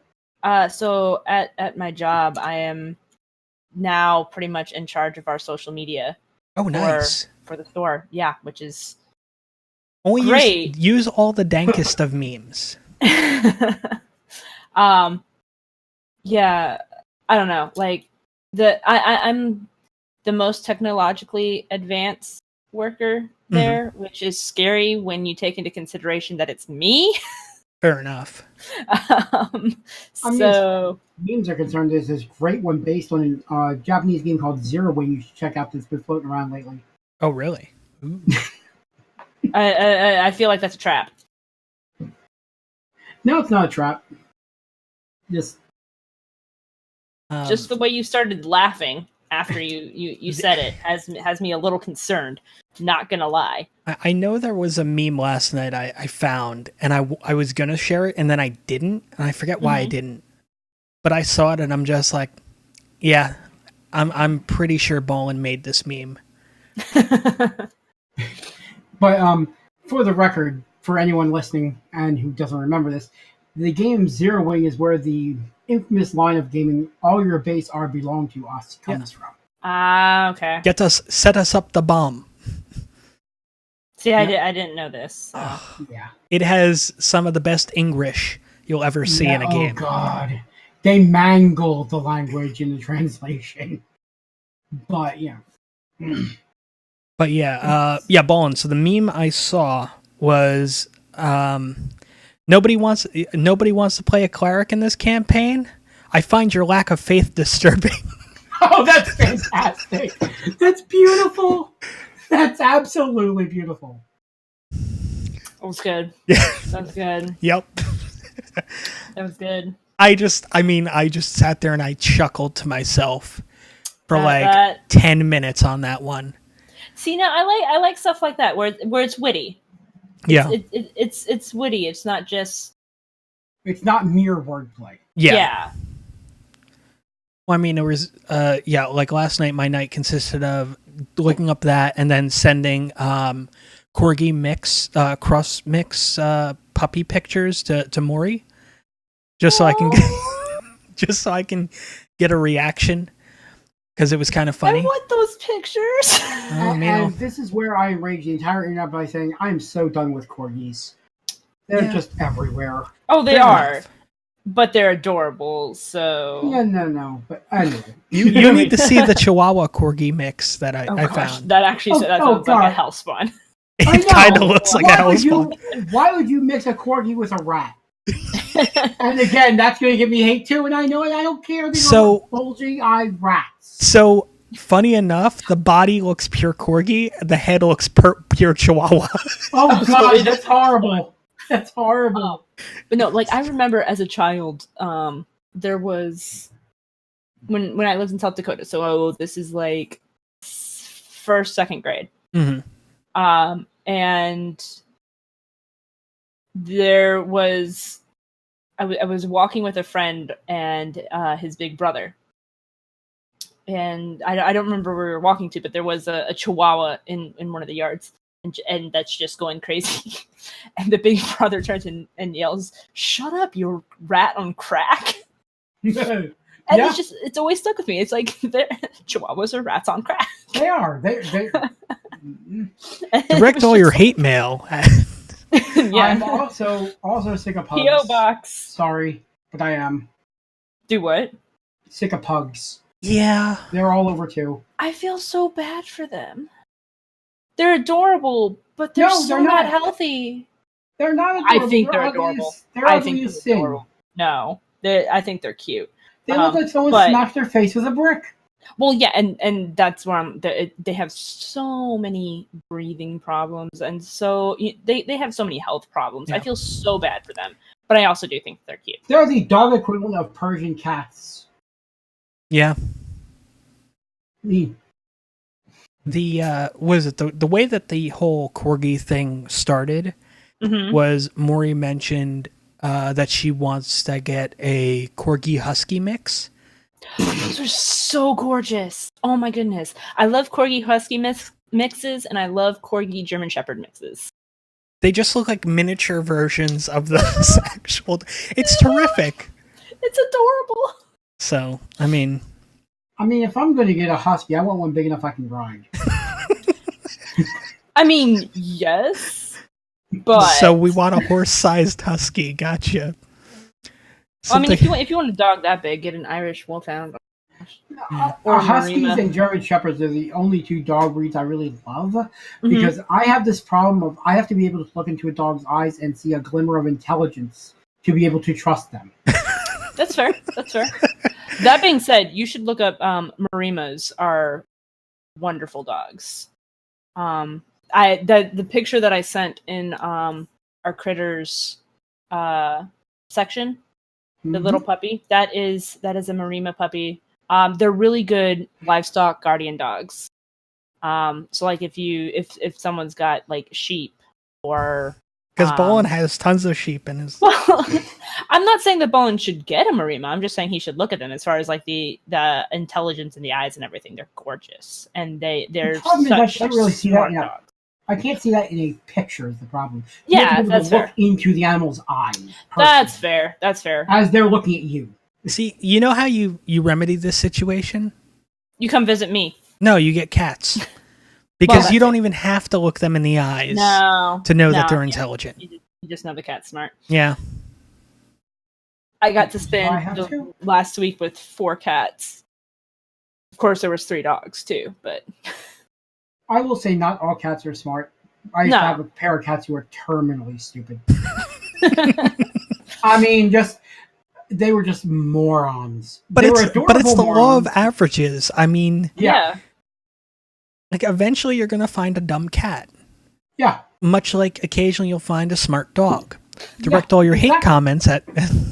Yeah. You're going to hear it from Storms, man. No, I'll say I think most dogs are dumb as dirt. That's my opinion. I mean, That's fair. I that's based on everything I've seen of dogs. Is all I'm saying. I personally disagree, but well, the thing is, I base intelligence around generally like problem solving and independence. mhm. Yeah. Dogs are not very independent. They are literally nature has designed them to be codependent. Yeah. That's why they look at humans as you look at a cat, those sons of bitches are independent. Yeah. If it weren't for food and litter, they wouldn't need you. Mhm. and they let you know it. Yeah. And arguably, when it comes to food and litter, they really don't even need that. No. Hell, when it comes to food, they will bring food to you to go, why aren't you hunting like this? Yeah. I put it in your shoe. It'll be easier for you to find. Yeah. I got a little hungry, so you're only getting half. But an ass end is still an end.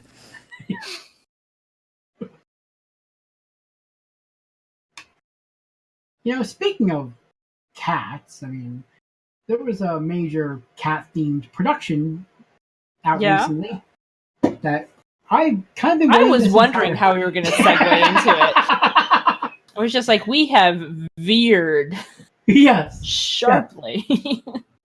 Yes. Yes, we have, but I picked my moment and I took it. Yeah, I mean, that Yeah. was a good job. Well, I mean, it's back on Broadway, right? Okay, so here's the thing. I love musicals.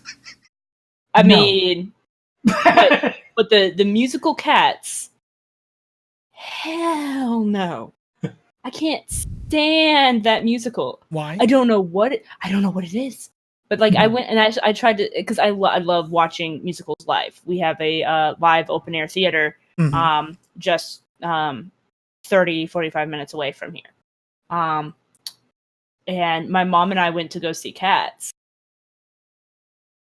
And we left like partway through. We've only ever done that for one other play, and that was because it was kind of I can't remember what play it was, but it was the first act of it was very rapey. Just like in subtext and everything. Mhm. And so we left we were just like at the half point mark, we kind of looked at each other, we're like, no. I'm sorry, I heard halftime and now I'm picturing a halftime show. Fair enough. Yeah, the intermission is the word that I was looking Yes, for. it is. So, Tired. for those of you keeping score at home, Ray loves musicals, loves cats, hates the musical Cats. Yeah, Yep. no, I mean, for some reason, combining the two is just bad news bears. I mean, like beets and mayonnaise, you combine the two and It's disgusting.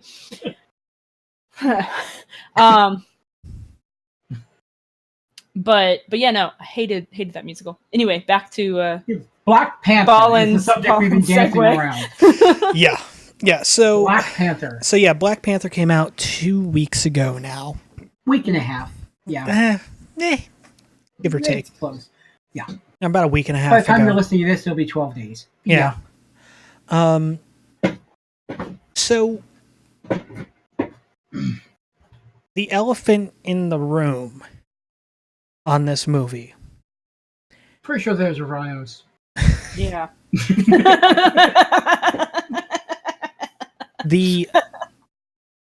I personally enjoyed the film. I thought it was well done. It was well cast. Mhm. I took issue with a lot of the technical elements of it. Camera angles that were used, for example, the overuse of wide shots to showcase Wakanda, which, don't get me wrong, it was a very beautiful look, but it was too much of a good thing. Okay. We didn't need all these fucking massive wide shots. I loved the little sequence when they were going through the Wakandan market, so to speak. Yes. Like, if we had more of a little intimate feel in there, then that would have been good. The other issues I had with the movie was based on the audience that was in the theater with me.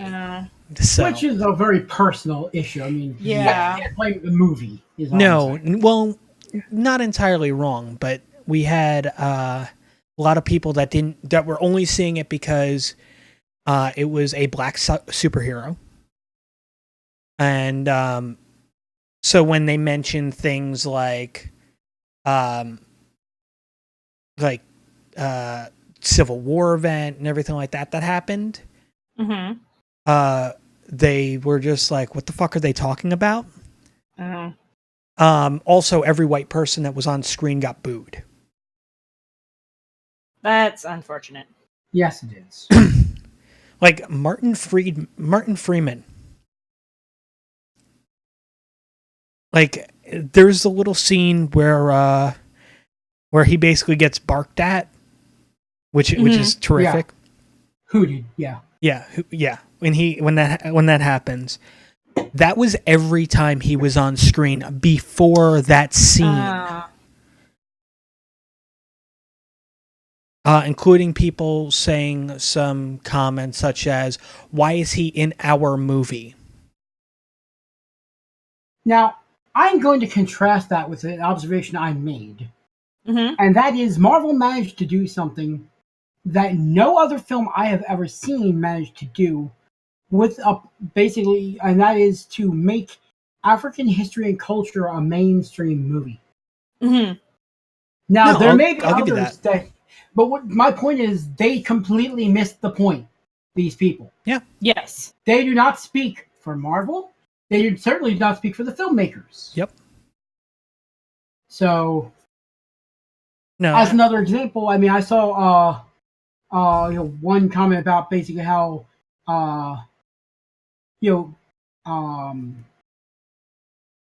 Martin Freeman's character wasn't there, so basically so a white person could save the day, and I'm like, you realize he was first of all helping them, basically as repayment for the fact they saved him. Yeah.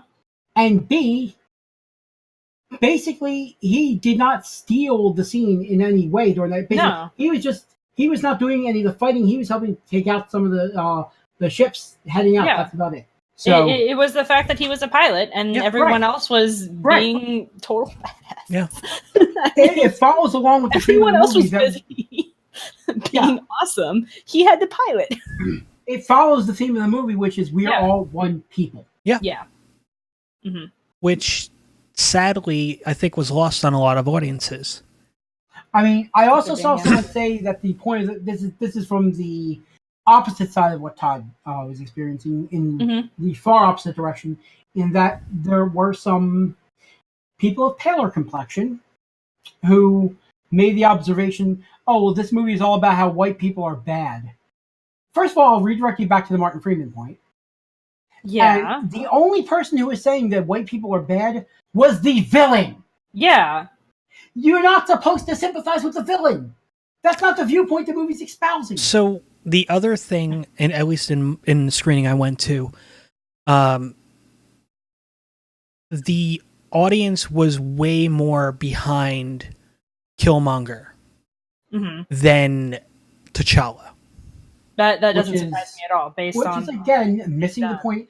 And one would say, no pun intended, comically missing the point in this situation. It was the very militant nature of Killmonger. They loved. Where it's just like, let's just arm everybody so we can get rid of the white invaders. And it's like, come on. Yeah. And they're cheering that shit. And I'm like, are you fucking kidding me? This is the villain of the goddamn movie. Right. Like, now, there is an interesting political subtext in Black Panther that many people might have missed.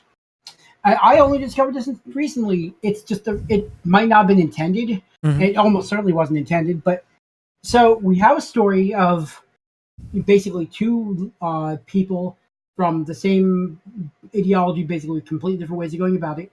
One who basically wants to have his country keep to itself, not take their ideology to the outside world, not go beyond their borders, and the other one who basically wants to spread that ideology all over the world and effectively conquer the world through their ideology. The people I'm talking about are Joseph Stalin and Leon Trotsky. Yeah. This is Soviet communism. Stalin wanted to keep communist Russia as communist Russia, not extend beyond the borders. Just turtle, build the walls, stay inside. Trotsky wanted to spread his word all over the planet and make communism a worldwide thing. I think it's funny as hell that, and I know they didn't intend this, but I think it's funny as hell it made its way into Black Panther somehow. Yeah. So, I found that amusing. I mean, as I said, I enjoyed the film, and Yes. other than the audience being as disruptive as they were, and disrespectful as they were, I mean, I would recommend people to go out and see it. Oh yeah, Because just because I had a bad experience in a theater opening weekend doesn't mean that everybody is going to get that kind of audience participation, so to speak. Right. And it is an amazing film, and the people seem to know this because, where I live, movies are not popular. Mhm. We will typically go to see a movie the Monday after it gets released. Mhm. So right at the tail end of opening weekend. Most films we go to see, there are maybe 6 people in the theater with us. This one, there were maybe 6 empty seats. 2 of which were next to you. 10 a.m. on a Monday. So, I mean, that's significant. I mean, it was nearly full on an early Monday morning viewing. And that's beautiful. Yeah. It absolutely is. Look at that kind of turnout. I mean, I'm happy that this movie came out. It told a good story.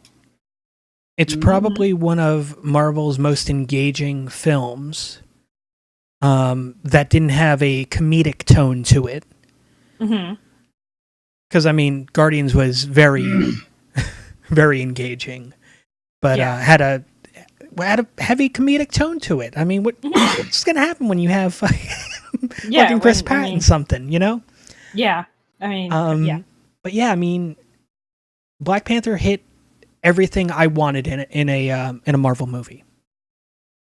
The backstory was long enough. It wasn't too long. It got us the information we needed without going overboard. Something that I feel they've only been able to do 2 other times with origin stories. One of which was Captain America, the First Avenger, because we needed to know all that. Yes. The other one was Doctor Strange, which you had to know about how disparate he ended up getting to actually do this. Right. You know, I mean, we didn't get a Spider-Man origin, which I was happy about. Yeah. Because we don't need He one. handled it beautifully. Yeah. I mean, they gave you a couple of lines in the movie, and that's beautiful. Yeah. But Black Panther, you had to understand their culture. You had to understand the way that their country worked. Yeah. For the most part. You had to also understand the heart-shaped herb and the importance of it. You had to know about the other tribes. Yep. You had to know about the I was going to say the man-ape, but I mean M'Baku, yeah. So here's the thing, and I don't know if it's just because I'm slow. It took me forever to realize that M'Baku was supposed to be Mayonnaise, or as we called him in Marvel Heroes, Mayonnaise. Yeah. Because we had nicknames for everything. Yeah, we did. The champagne room, Mayonnaise. Yeah. But it wasn't until like when they went to him to give him the herb, and then I was like, wait, that's supposed to be mayonnaise. He is not nearly offensive. Yeah, because they didn't call him mayonnaise. Well, because they didn't call him mayonnaise. That's true. But it was just like, well, but I mean, the fact that because in the game, and I'm assuming in the comics and everything too, he was very. I mean, he was a black guy in a gorilla suit. Yeah, which is kind of offensive. And in fact, the the reason why game, he was not called Man-Ape in the movie was specifically that reason. because Yeah. it was Yeah. But no, it didn't click for me. And it wasn't even like when they first went in and you see the big gorilla holding up the I was just like, okay, that's cool. And I'm realizing, oh yeah, this is where it was when they offered him the herb, and I was like, oh. Yeah. At that point, I was like, oh, that's oh. I realized that the moment he came out in the gorilla mask. You know what? I'm Yeah. sure most people that are familiar Yeah. with the comics did. Or the game. It just or Which the I know game. you've never played. Yeah. It just didn't click for me until that point. I was like, oh. Because was it I Well, and I didn't realize that Man-Ape was connected to. Oh yeah.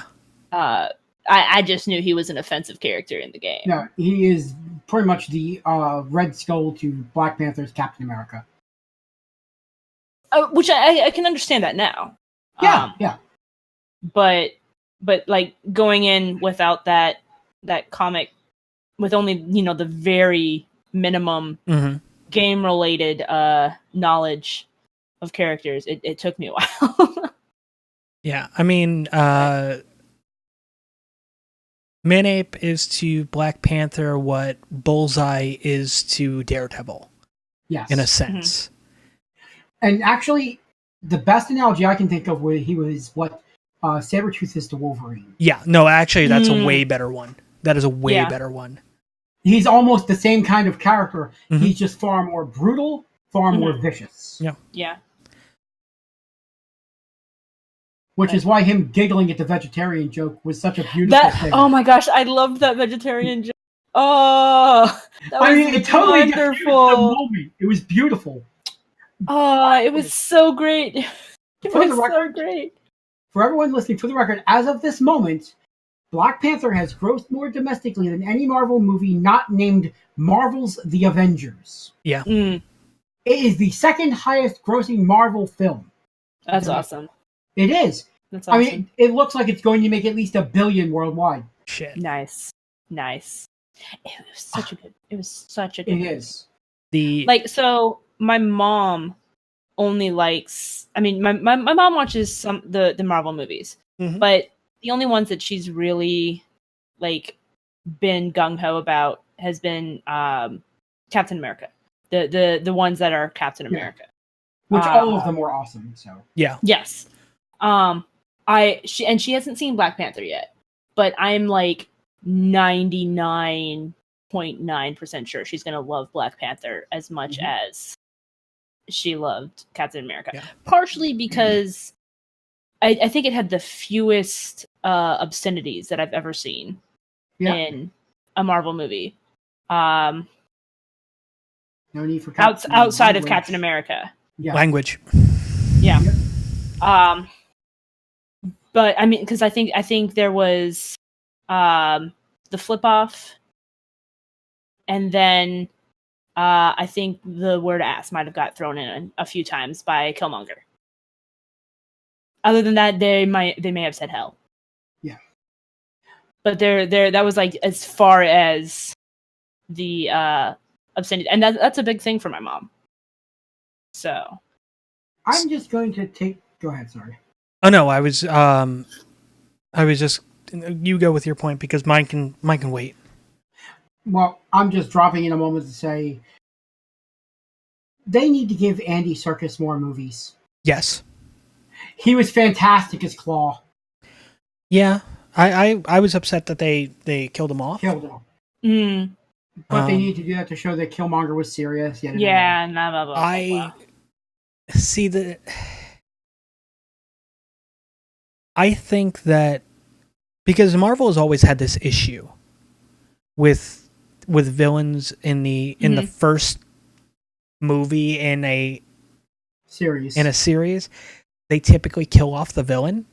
Yeah. Mhm. I mean, Ironmonger, we had that. Mm-hmm. The Destroyer armor. They had to kill him. Well, fair enough. The Destroyer armor There was that. Arguably, you can say Red Skull was technically killed off. He was removed from continuity at the Yeah. very least. Yeah, for the most part. Yeah. With the possibility of bringing him back. Yeah, there's a slight possibility of bringing him back. Ronin, they got rid of. Yep. I mean, if you look at all the firsts, like, they typically kill the villain. Mm-hmm. In recent memory, like, they didn't do it to the Vulture, which I was thrilled about. Yes. He knocked it out of the park. So Oh, yes. Oh, yeah. They didn't do it to him. I mean, Yellow Jacket got killed. Mm-hmm. I mean, is Spider-Man the only one that hasn't killed the villain in their first movie? I think so. I believe so. Except for Cap, because Cap, it's like kind of a gray area. Yeah, that whole Red Skull kind of. And even and you know what? For the most part, Thor didn't, because we still have Loki. Yeah, Yeah, that's true. true. That is true. We do still have Loki. Yeah. But they also they had to destroy something, so they had to kill the destroyer armor. So Yeah. Mhm. which might have been useful coming up into the Infinity War. I'm just saying. Yeah. Hindsight. Yeah. But, we still haven't seen The Last Stone, which was good that it wasn't in Black Panther, Yeah. because there was a lot going on there. And Although it might be in Wakanda for all we know. it still might be. Yeah. It still very might well be. It sure as hell isn't going to be an Ant-Man. Yeah. Which I'm desperate to see. Yeah. Oh, I'm so ready. But we got... I mean, it might be tied with the vibranium. It might be. It could be, yeah. I mean, because that came down with in a meteor. In a meteor, yeah. So I mean, it's very possible that somewhere within there is like the vibranium could even have tried to be a containment. Show. Yeah. Containment for the final stone. Yeah. I mean, That's possible. A material that can absorb all vibration and thus kinetic energy would be great at keeping people out of things. Yeah. Mm-hmm. So, I mean, there's that. Definitely and possible. We know that based on the comics anyway, a lot of people died in the Infinity Gauntlet arc. Oh, God. Half the universe at one point. Yeah. So what I'm hearing is when I go see the Infinity War, I better be braced to cry. Yeah. Oh, yes. Yeah. Yes. Yep. I'm just going to say this. This is not so much a spoiler as a prognosticated guess, but given that Chris Evans is running out of his contract, No. and Chris Evans. given that they're priming Bucky, Yeah. No. I'm just saying. No. Bucky cap. I say they got to give the shield to John Bernthal. Oh, Punisher's God. War Journal. I have a vibranium shield now. It's good at deflecting bullets, but it doesn't deflect mine when I shoot over it. It's terrific. There is an Elseworlds where he became Cap. Yeah. Yes, it is. Legitimately Cap. Not Elseworlds, or What If. Elseworlds is DC, which they don't do these anymore, which is sad. Yeah. Much like there was that arc. Actually, I think it was in Battle World. The Battle World arc where we had Punisher inhabited by the spirit of Doctor Strange. Yeah. And then there was that weird time where he wore a variation on a Captain America costume as Punisher. Yeah. That was a little bizarre. Well, I mean, that was right after Cap got killed, and he was kind of doing it because there was no Captain America, and he felt that he was the only person that could do the job properly. So, because I mean, you had two super violent people. You had the Punisher, and you had the Winter Soldier. Yeah. I mean, they both were in line. Neither of those sound like good options. I mean, I'd much rather have the Punisher as Cap. At least, he might be crazy, but he doesn't have, Manchurian Candidate conditioning going on. Yeah. Okay. But the Nobody's going to be able to whip out a Russian phrase book and take him over. so, I mean, we're talking Black Panther. We're not going into super specifics because there are people that haven't seen it. Yeah. Yeah. Except I guess we kind of. We spoiled a little bit. We spoiled a little bit. You knew the villains were going to die. Yeah. Yeah. Standard thing. So, considering those cats are out of the bag, Ew. the movie was definitely declawed. Ray is furious at you right now. Oh my.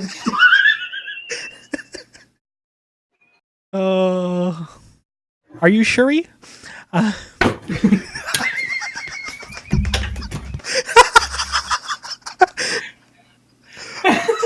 That was beautiful. Yep. Yep. That was great. Sorry, that was the next step. Was I Buzz Ray to get whisked away. Oh. But Okay, that Kale's head name. But given the way that Black Panther ended, where do they go from here? I mean, what did they do now? I don't know.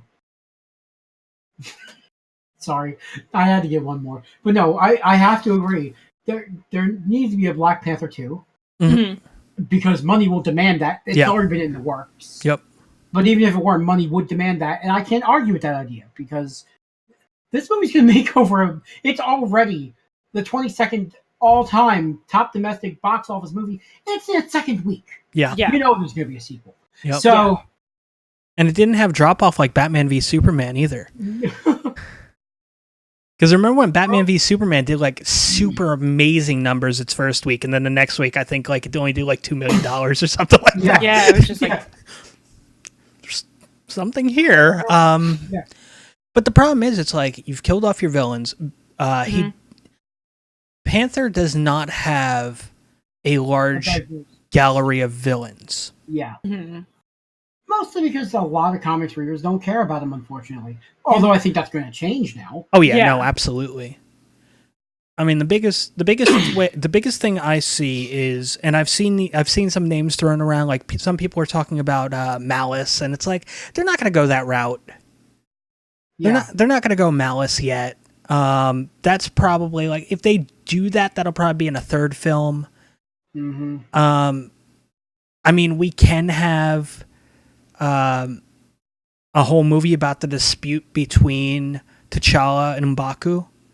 Mhm.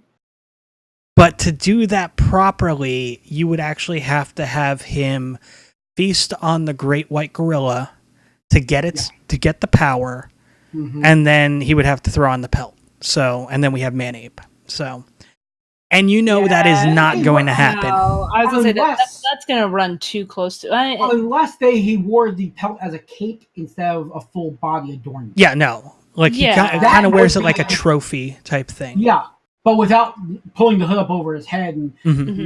Mhm. looking ridiculous. Yeah. But then there were two that kind of stuck out to me, and one of them I can tell you right now, there is like a 90% chance this will not happen. Mm-hmm.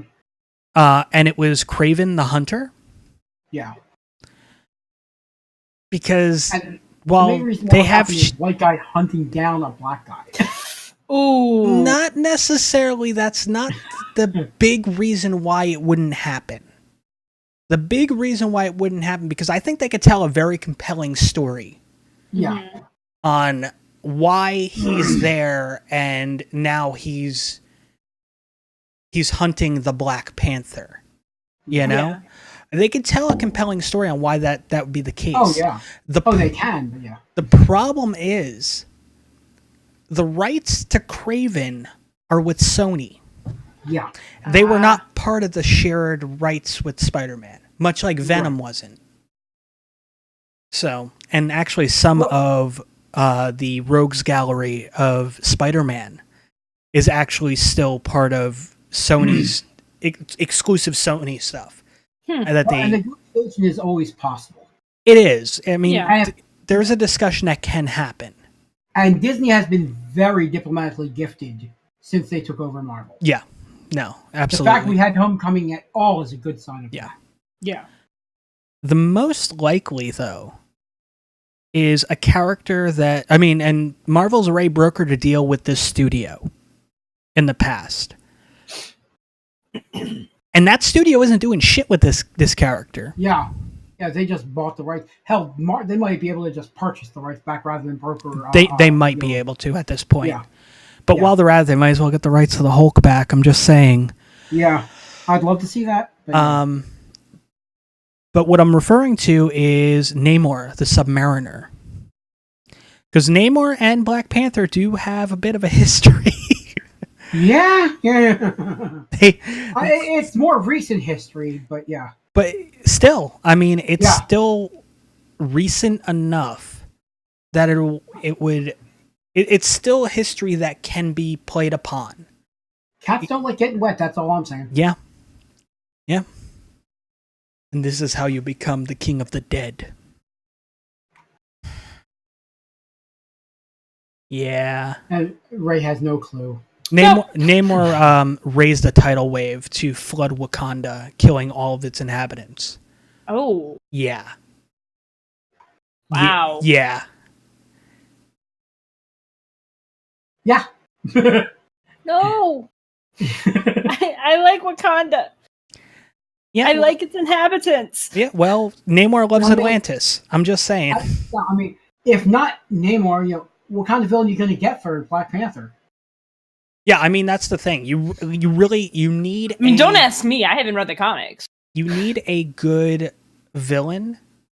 And I mean, arguably they could probably create somebody, but it wouldn't be the same as using somebody from the comics that has Mhm. built-in backstory. The other option involves post-Infinity stuff Yeah. where we brought back, we've been able to, all these people died. Let's bring them back because of the Claw's power a of the high candidate for that. Yeah. Because it's not like you can necessarily pick and choose when you're resurrecting that way. Yeah. Killmonger's not coming back. After what he did, there's no chance he's coming back. Claw is an opportunist and an arms dealer, and that's it. What he did is not that horrible compared to wanting to conquer the world. Yeah. Right. Yeah. And plus we'd have Andy Serkis back. Yes. I strongly feel like that's the biggest reason, because I feel like I cannot be the only person who really enjoyed his performance and want to see more of it. Very good job. Yeah. No, absolutely. It is so clear that whenever he's in the movie, he's just enjoying himself. Mm-hmm. I mean, you can't fake that kind of enthusiasm. I mean, take my arguably my favorite scene with him. Well, there was two really fucking great scenes with him. Mm-hmm. One of them, and this is the one I'm going to go with right now, is when he's tied to the chair and he's just singing. Yeah. Just something about that is terrific. Mhm. Yeah. The other one is when he pulls out the bar of vibranium, and he was just like, I just like, it's one of those situations. Just like, I was gonna have a bag for it, but I said forget it. Yeah. Like, just Yeah. I was gonna have it in a suitcase. a fancy suitcase, and Because just everybody thought- does the briefcase reveal. yeah. just So- thought, why spend the money? Yeah. Meanwhile, he just pulls it out of his zipper, like just Yeah. Oh, that Yeah. was great. Yeah. I would like to see him come back with sound powers as opposed to equipment. Because that can happen. I honestly like him with the equipment. Versus... Oh, I do too, but I'm just saying it would make him a little closer to the comic version. Yeah, no, and I get that. I do get that very much. But I think that personally the best thing that can happen, you bring him back as he is. Mm-hmm. So he doesn't have sonic powers or, sonic Pink powers. skin, no nose. Yeah. I mean, he doesn't have any of that. Like, it's, Yeah. we get Andy Serkis with, I could live with that alone, by the way, so yeah. yeah, so, but we get that and then have him kind of, I mean, he ends up brokering a deal or something like that with the Tinkerer, because the Tinkerer's there, for Christ's sake, now, you know? I just think that there's a lot of stuff that can be done just based on that. But otherwise, I mean, there's not a lot we can do with Panther. I mean, if we don't get Namor in the next movie, then we're going to have to look to a different source. Yeah. I mean, it's not going to happen. Because, I mean, you can resurrect Claw, which, I mean, I half expected him to still be alive. Mm-hmm. At that point, you know? I kind of half expected him to be like, when he was being dragged in to Wakanda, like, I half expected him to be alive in that bag. Yeah. But, I mean, that wasn't the case. Yeah. But, bringing him back would be the best thing to do. You'd also be able to bring back some of the other villains that have been quickly disposed of. So maybe we can get the original Shocker back. I'm joking. He was horrible. He was dog shit. It would be a very interesting way to bring back the Red Skull. Yeah. Yeah. I mean, essentially for the Red Skull, you would have to do a recast anyway. Yeah. Because that actor has he doesn't want to do that. Like, he doesn't like doing roles more than once anymore. Oh. Although he did say he very much enjoyed the role. Oh yeah, he absolutely enjoyed the role. If there was one he might do, it would be Red Skull. Yeah. So there's that. Because the last time he enjoyed a role and played it multiple times was when he played Smith in The Matrix. So, I mean, so there's that. That's a thing.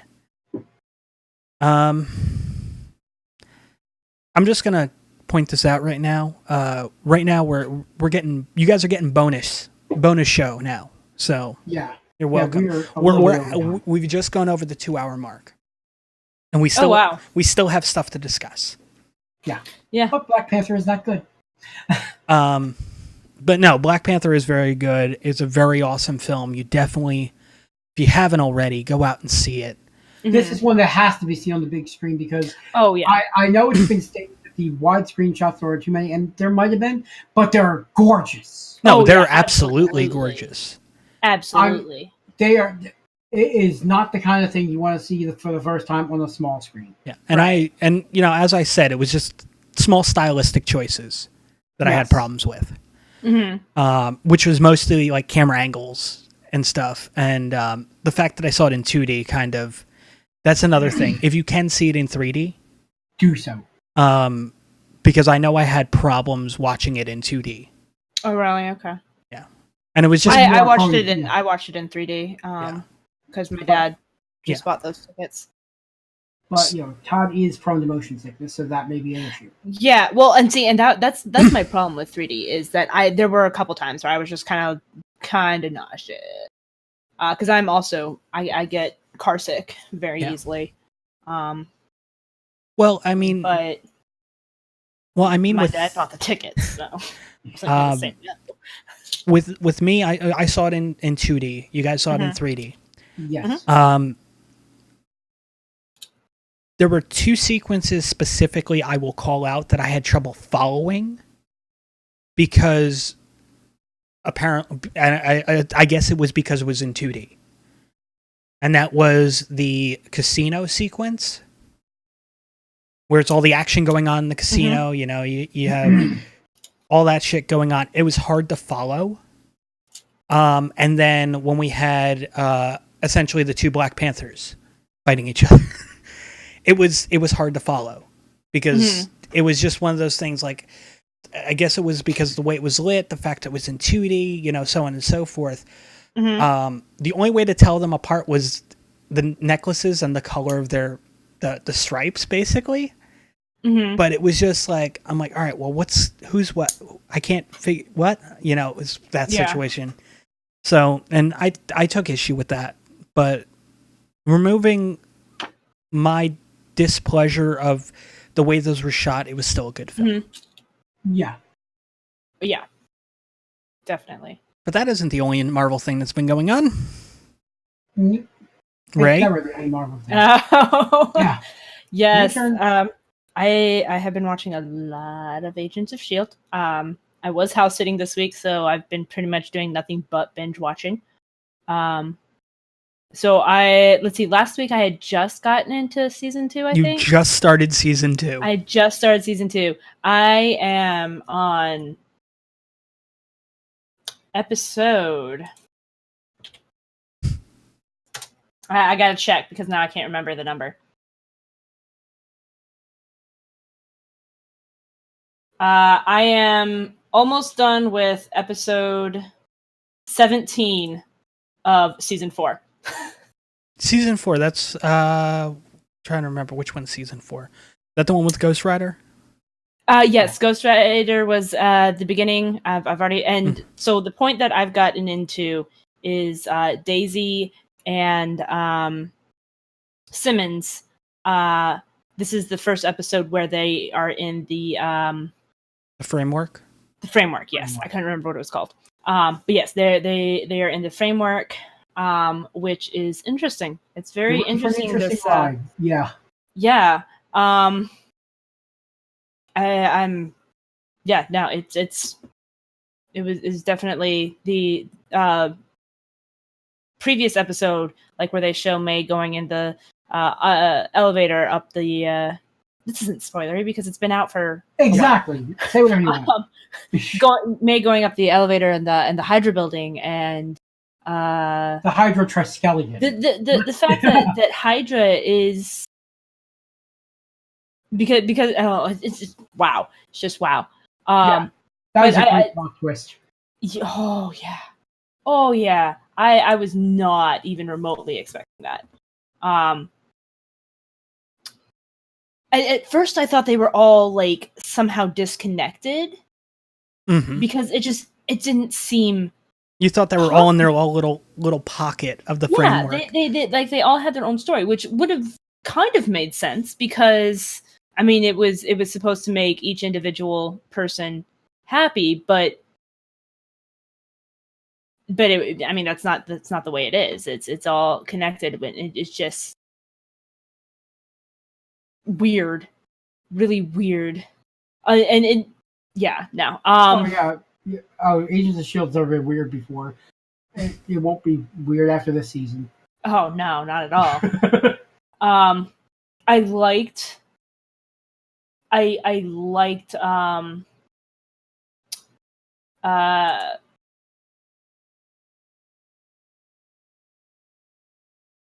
Yep. Nope. It's gone. Ghost Rider. I did like Ghost Rider.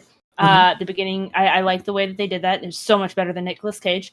Not that that's hard, but and the whole thing with the LMDs was just like mind-boggling and cool. Yeah, and it made a comics fan like me very happy. Yeah, good. I'm going back and looking just to refresh because I mean, as soon as there was a S.H.I.E.L.D. series, I wanted LMDs to show up. They had to. Okay. They had to happen. Yeah. And they teased that with Patton Oswalt's character. Yes. They teased the hell out of that by having him be quadruplets. Yep. Oh yeah. They teased the hell out of Agent, that. Lanyard. Yeah, the Lanyard guy. Yeah. No, how's it pronounced? Agent. So here's what's really bad. I keep wanting to call him Agent Keurig. Like the coffee machine. Koenig. Yeah. Like Walter Koenig, the Star Trek actor. Yeah, Koenig. And then the fact that they have a sister. The one Koenig is a girl. I loved that. But okay, so I'm jumping back to season 2 because I've watched a lot in the last week. So if I remember right, I was on like episode 6 of season 2. And this was all before. Yeah, that was episode Fractured House. Yes. Hydra agents posing as SHIELD operatives attack and kill several world representatives, so on and so forth. So, I mean, there's a lot of that anti-SHIELD thing going on. Mm-hmm. And then we got into basically the Inhuman arc, which I loved. I love the way they did that. I'm not gonna lie, I got really sick. And the fact that Ward is in this freaking framework thing, I'm so done. I'm just so done with this guy. Like, I was annoyed with him in the first season. The second season, I was like, all right, fine. You know, we're gonna... And then freaking Hive, and I'm just like... I'm just done. So done with Grant Ward. I will say this much. When Ward was basically rebuilding Hydra, I fucking loved that shit. Yeah, I was cool with that. You know, I in season 2, because season 2 I was fine with Ward. Yeah. I mean, obviously I hated his guts because he was a terrible person. But it wasn't like like I said, right at this point now, I'm just like the second that in season, because I'm jumping ahead again. The second in season 4 that he shows up in the bed, and you find out that Daisy, now Sky, again is dating Ward. I was just like, no, not this guy. Just let him die. But the thing is, like, let him die. So there is without spoiling it because you haven't gotten that far yet. Yeah. There's a really good reason for it. I mean, he's part of the Resistance. He's a double agent again. I know that much. I'm just so done with this. I'm just so done with this guy. I thought we were good at the end of season 3, and then just no, he's back again partway through season 4. So what's really? Is he in season 5? Like, no. Thank God. Well, not yet anyway. Not yet. Thank God. Let me just say, there are exactly 2 kinds of SHIELD viewers. The kind that hate Ward and wish they'd never brought him back as a Hydra agent. And basically, but actually, no, it's the kind that hate Ward and thought it was really interesting when they brought him back as a Hydra agent. Then there's the kind that loved Ward and got pissed that he was a double agent. Yeah. It's 2 groups. And here's the thing: in the first season, I liked him, and then he turned traitor, and I was like, "So, why? Okay, this is a point of discussion now. Why did you? How could you like him? He was as interesting as a glass of milk. I mean, that's fair. That's fair. I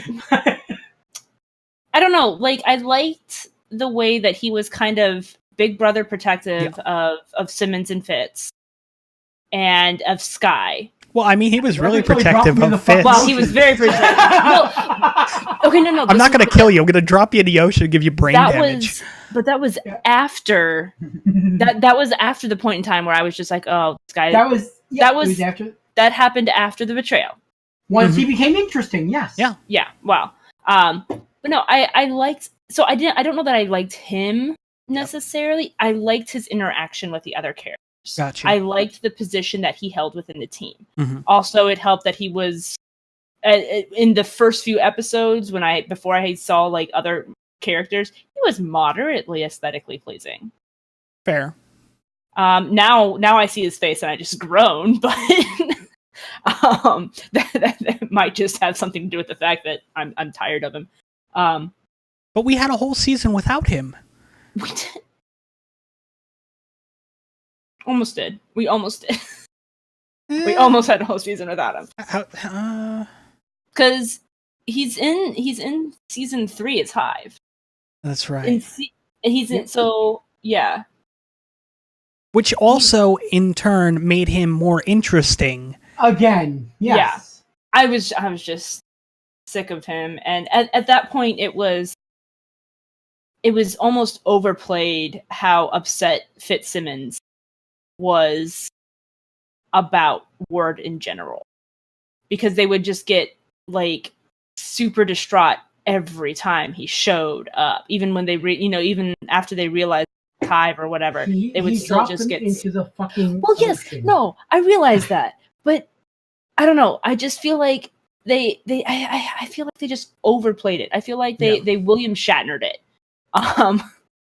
Don't you fucking use that word. Okay. We don't speak about the Christmas ham. Okay. I but no, don't know what you're like talking about.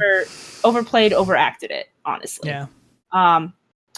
But that being said, is it and also I am kind of disappointed that Fitz isn't stuttering as much as he was. People can recover, Yeah. especially if you have help from people like Shield. Yeah. The thing that it's just the thing that bothers me is speech aphasia is not. I mean, it's treatable, but it's not something that you can get rid of entirely. And it kind of feels like they just kind of they played into that for a while, but then it just kind of like faded out. You're overlooking Shield super science. Yeah, that's true. That is true. Yeah, I mean that's a big thing.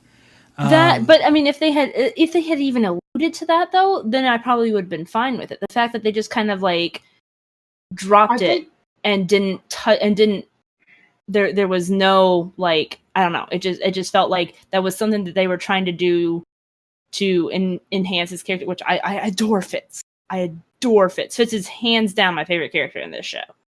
I'm saying they might have basically expected the audience to intuit that, giving the flying cars, the helicopters, the cloaking. I guess. I don't know. It could just be that I'm weird. That's highly possible. Everybody has their own thing they get stuck on, and I just tend to get stuck on because, and it could be because I studied education, and even though I didn't actually go into working with students with disabilities outside of the single class that we were required to have, I really always had a soft spot for disabilities. And so like when something pops up, even in a TV show, I try to research and read up on it like as much as possible. Yeah. And the fact they just kind of they had that disability represented, and then they just kind of did away with it. And I don't know, it just kind of felt like a slight almost to me. But that could just be because I'm so. But it's also possible. I guess it's also possible though that there are different degrees of this, and some you can get over. Just the worst ones you can't. That's possible too. To use a very personal example, a few years ago I had a stroke. Mm-hmm. Now this is something I talk about not frequently, but it is something I don't make a secret about. Right. Now, a lot of people who have a stroke have an issue where like they cannot control a side of their body. Their face droops. They have sometimes they're wheelchair ridden. I am very fortunate. The worst thing I have is some loss of feeling in my hands, my arms and leg. My arm and leg, basically, on my left side. Mm-hmm. I have difficulty sleeping some nights because of this, but other than that, I escaped mostly without harm. Mm-hmm. And I'm just thinking it might be the same thing with this. It's possible you just don't hear about the smaller cases because they're treatable. That's true. That could very well be. That's something I hadn't thought. It's also possible they didn't do their homework. Both are equally possible. Yeah. Okay, but yeah, so okay, I remember last week you had said that this is done by a Whedon, but it's not Joss. It's Jed. Are you 100% sure? Yes. Mm-hmm. Joss Whedon has He was an He's got executive. something to do with it. Consultancy. He was an Okay. executive producer on the first season. Okay, because I've seen his name a few times. Yeah. Credits. And then also the thing that really like stands out to me is and it could be his executive producer-ness or whatever. But Jia Ying, Mhm. the actress, Joss Whedon has a very strong tendency to recast. People, and I love that. I can't remember the actress's name right now. But I love that actress, and he has had her in. She was in the Dollhouse, which was a good. I think she might. I didn't watch Buffy, but I think she might have been briefly in Buffy.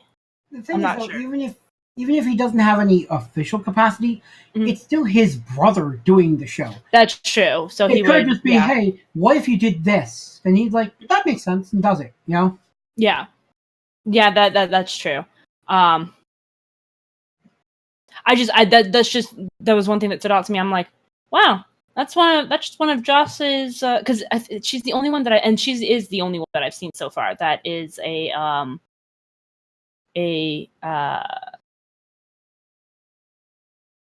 actress that I've seen do several of Joss Whedon's shows, what have you. But I liked her, but I also I don't know. The character was interesting, and I think that's what she was meant to be. But I think she did a good job. Kind of the character that she was supposed to play. Moving into season 3. That Maveth place was holy crap. That Which I don't know. place? The alternate, the other world. That they went. Yeah. Where Hive originated from. Yeah. Weird space area. Yeah. Yeah. And so I got very, very confused because, and I don't know if I was just like, when I was watching, if I just missed something, but there was a point where all of a sudden there was a scene where Coulson and Skye were in Maveth in one of the containment units, and Skye was trying to do something with the electrics, and it kind of went back to whatever, to the regular storyline, almost like a flat, like a this is, and we're going back to what led up to this. I don't remember that ever getting resolved, and it could have just been that I was tired and didn't finish. You might have nodded off.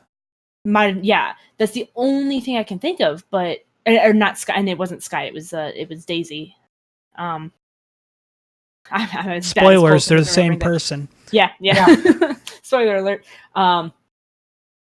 Chloe Bennett. Chloe Bennett's fucking awesome, by the way.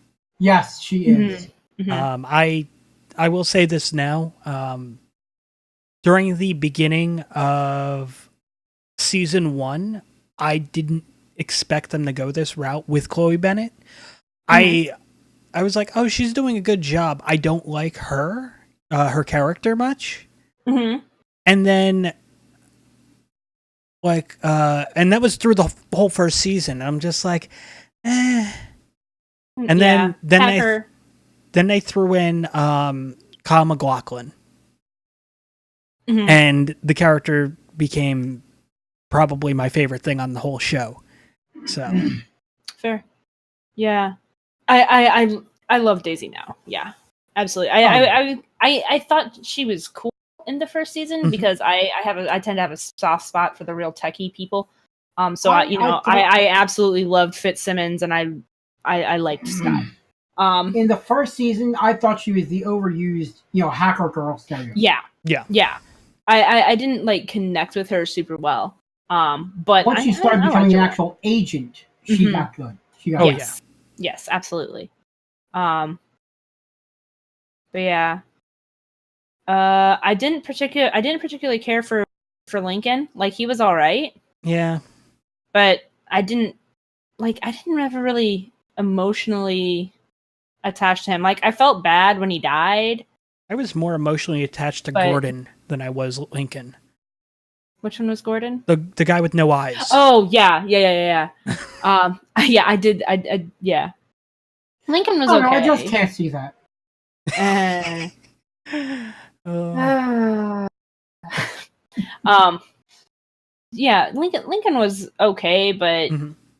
I felt bad when he died, but only because Daisy. Yeah.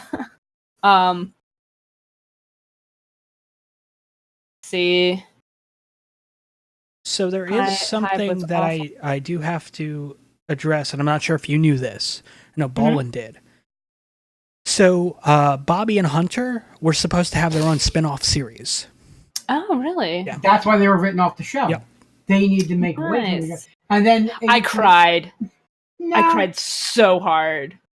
Of course, now the actress is on the Orville, so there is no chance of it. Yeah. That's kind of sad that they're not getting they're not doing that spinoff. Like, I liked Bobby and Hunter Yeah, a lot. they I had mean, actual chemistry. Yeah. Also, Adrienne Palicki, who played Bobby, is just, in addition to being an amazing actress, she's stunningly beautiful. Oh, Mhm. she is. She's gorgeous. She has the best smile, first Mhm. of all. But yeah. So here's something I find interesting. So season like with Agents of Shield, season 1, 2, and 3. Mhm. I mean, you have basically a front half story, and then you have like the back half, which is great. Mhm. Season 4 kind of flipped that. Really? Yeah. Okay. Because, I mean, you see, and this is a slight spoiler for you, Ray. Okay. Actually, no, wait, hold on. You've already gotten to that point, so it's not. So, season 3 was broken down into 3 parts, like 3 stories. Like they one big season, obviously, but Yeah. you had the 3 arcs. you had the Ghost Rider part of the season. You had the LMD version part of the season, and then you have the Agents of Hydra part of the season. Yeah. So, Oh, and, man, when I saw that opening. the Agents of Hydra, yeah, love it. But yeah,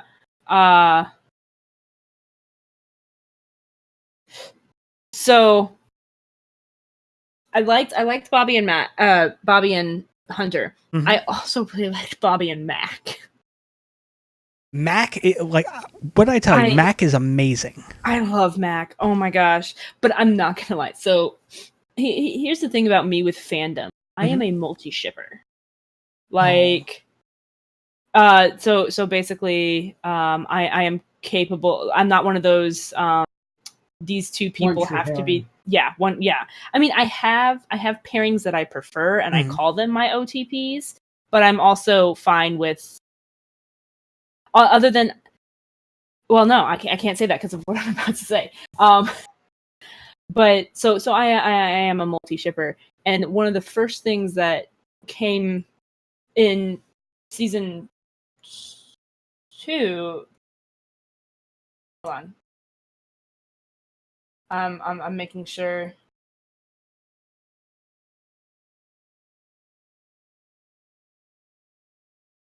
I think it's when does Mac first show up in 2? I think so. I think he shows up about the same time as Triplet does. Yes.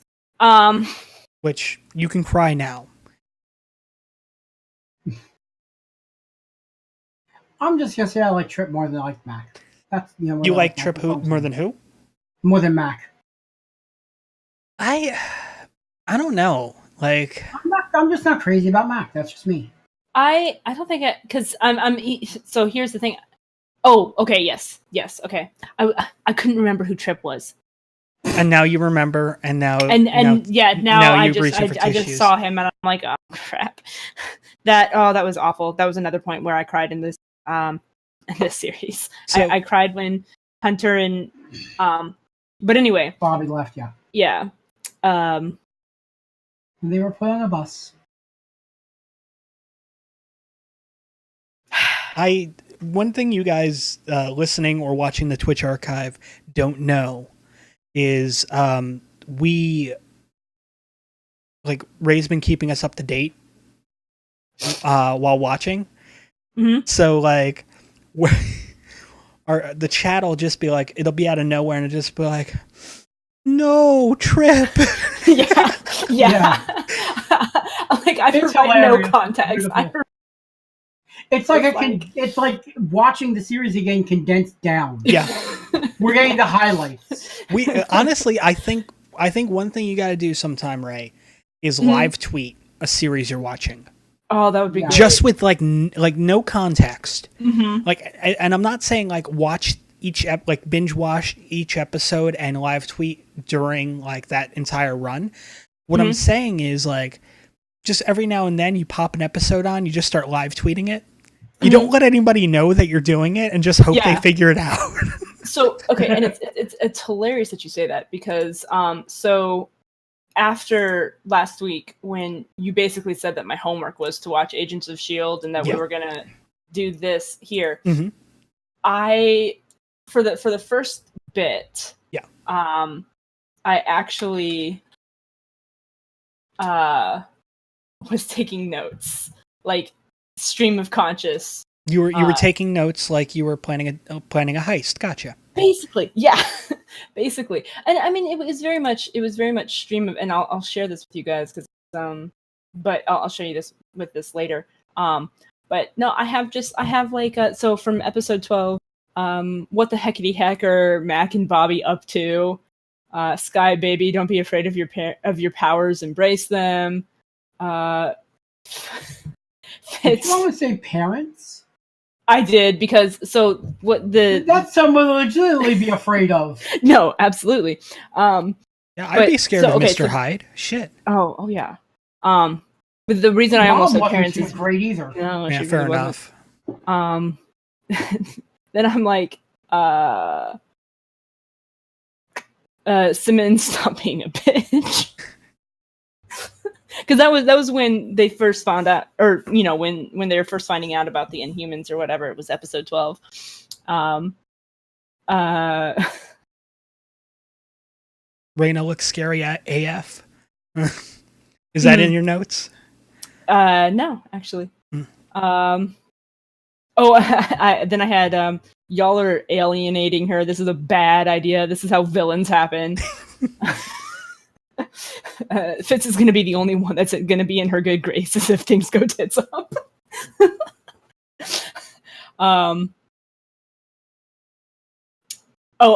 so I only referred to Mr. Hyde, to Daisy's dad. I called him Daddy Dearest. In my notes. Anytime I mentioned him, it's just Daddy Dearest. Fair enough. I mean, I like what they did with that character very much. Oh yeah. They did a good job with that. I was just a little sad that he never became a Hyde. Yeah, I mean, they got to a certain point, and it was just like, pull the trigger any second now. Yeah. Like, I would not be surprised if they didn't do it because they, at a certain point, planned to have him in another season. Yeah. Because that's how it kind of felt to me. Yeah. Where like, well, no, they kind of dropped him to future Seer's wife and daughter in the very beginning of season 4 when because when she's thanking or maybe it was the last episode 3 anyway where Daisy has left S.H.I.E.L.D. at that point. Yeah. And she's talking to the mom and daughter, and she brought them. She had them like right by the veterinary clinic that, Daddy Dearest was at, and because she had said that she wanted them to meet, basically, because that was she referred to, she talked to the little girl about there was the guy that that's why she had them there, was because he liked the animals, or something like that. I don't remember exactly how it went, but so I mean they could still do more with that, I feel like. Oh yeah, It's no, possible. absolutely. And that isn't but- even me like alluding to anything either. So Yeah. don't Yeah. worry. Okay. But the tangent that streamed off of was we're talking about multi-shipping. And I have it in my notes. And Mac, yes. I have it in my notes, and it's like, is it bad that I kind of ship Mac and Fitz? No. Like, I'm all about the Fitzsimmons. They were a great bromance. Oh, they were. And I loved that Mac was the only, because that at that point in time, that was when season 2, mid season 2, was when Fitz really had that the speech aphasia really bad. Mm-hmm. And Mac was the only one that was not, he wasn't trying to finish his sentences. Yeah. And he wasn't, trying to fill in. He was just like, okay, I'm going to sit here and I'm going to listen until you get it. And until you find a way to tell me what you want. And then it just kind of like, it just built from there. I love. Well, then they played video games together. That too. Yeah. That too. I have yet to find a fan fiction on AO3 yet that is Mac and Fitz, though. I'm kind of sad. I'm sure there's one out there, but I have my opinions on why, but okay. I've already said my opinion. That's because you don't like Mac, right? Yeah. And Mac yeah, and Ward would be interesting. So. Oh gosh, no! I'm so sick of that guy. Please, wow, no. I just typed in Agents of S.H.I.E.L.D. fanfiction, Fitz and Mac, and I have over 100,000 results. I also don't have safe search on, so. All right, let me see here. First time, second chance, an Agents of S.H.I.E.L.D. fanfic. So I'm clicking here. Oh. Okay, so on AO3, having clicked that, because I couldn't find it where it was like letting me search it or whatever, because it wasn't common enough to pop up in the tags. But now that just going Google ways, there are 317 words that are that ship. So, oh, and some of them are even long fics. Oh, but the long fics are focusing on. Oh, that's an interesting ship. Coulson and Simmons. I can see that. Yeah. Yeah. Some people have daddy issues. So. And that's exactly where my brain went. I was just like, that's interesting. So I'm just scrolling through these and giving a quick perusal of like the, I guess, preview underneath the like the thing. And this one kind of just stuck out to me. Combining physical attraction with his enjoyment and awe of Fitz's brilliant mind made Max certain he was happier in a younger man's company. And I'm just like, this is the world that I live in. No. See, now, and here's the thing. There's a lot of those that I will. I pretty much only go for multi-chapters and make sure that it, I read the tags. Some of these might actually be pretty good. Yeah, the rating on this is Fiction M, which not suitable for children or teens below the age of 16, with non-explicit suggested adult themes references to some violence or coarse language. Yeah. So here, a lot of fan fiction writers will bump up their ratings. Yeah. Like a lot of them should probably just be rated teen, but they'll bump it up to mature because they'll have people that give them crap. Well, and the thing is, it's saying, just for saying, having their players cursing, and it's just like, or players, their characters. Well, having the characters. Fiction M can contain adult language, themes, and suggestions. Detailed descriptions of physical interactions of sexual or violent nature are considered Fiction MA. So, Yeah. this is a Fiction M, so you don't or have to worry about the super explicit, depending on your. graphic. It's going to vary from based on what the website is. Yeah, I mean it's not a multi-chapter. It's only it's 3,300 words or something like that. But I mean, and here's another thing: I won't read anything that's less than 1,000 words. Yeah, fair enough. I just don't do it. It's just like it's not worth my time. And if it's a multi-chapter, I sit there and okay, here I've got one. It's 3 chapters. The words is the amount of words is 2,021. I won't do it. I won't read that one. It's got to be at least 1,000 words per chapter for me to read it. It can be a little short, like if it was, I don't know, 29 or even 2,800. I would probably give it a chance, because sometimes it's a little more difficult to have the word count exact. But generally, if it's not a close approximation to 1,000 words per chapter, I won't mess with it. Yeah. So remember, folks, for Ray, size matters. I mean, and then I get really happy when I see this 15 chapters, 33,552 words. Love that. Fair All enough. about that. That makes me ridiculously happy. But I go out to fan fiction to read fan-made books, honestly. Yeah. I don't go to just read... Slash. Yeah. But I mean, just because it's got multi-chapters doesn't mean it's good. Oh no, not... Yeah, no, that's not always but that's a better way to get me into read it. And also, if in your tags it says slow burn, I'm almost guaranteed that I'm going to at least give it a shot. Because that means at some point you're going to get fooled by a 4,000 word, a story where it says slow burn, and they never actually get together. I mean, yes, but no.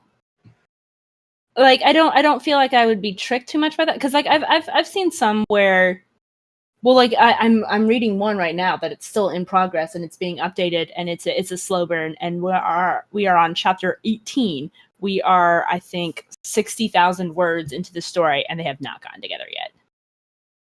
And I'm fine with it. The story ends and they're not together. Well, yes, no, that would be kind of it would kind of have to depend on why they're not together, and like how it was built up. I don't know.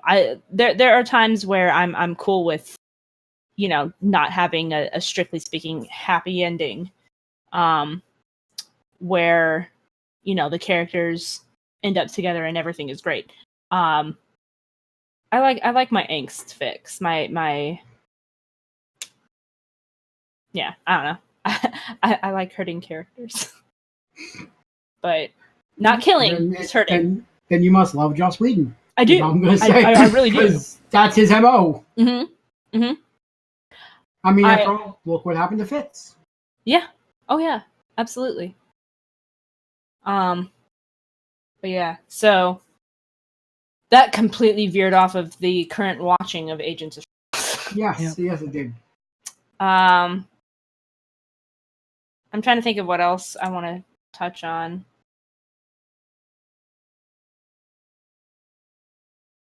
That's that. Yep, that's the one I was thinking about. What? Oh, that's right. I can't really share a link. So, I mean, I made the comment of just because it has multi-chapters doesn't mean that it was good. Mm-hmm. My Immortal. Oh, yeah, no. That was immediately the first one that popped in my head. I couldn't remember the name of it. Oh, you I had one, because I have no idea what you're talking about. Okay, My Immortal was a it was a Harry Potter fan fiction. Fuck. Harry Potter vampire gothic fanfic Self-insert. self-insert that was hecka Mary Sue. Like, oh, I have it saved because I was doing a reading of it as Carcat, and making comments and everything. I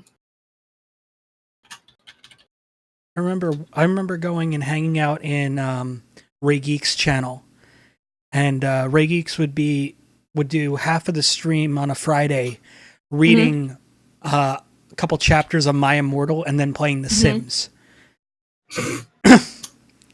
And it was some of the most magical shit I've ever seen. Yeah. So. Okay. So here's the first. For just the first paragraph of My Immortal.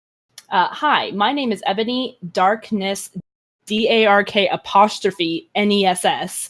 Dementia Raven Way. I'm pretty sure I just heard Balen throw his headphones. Wait for him to put him back on.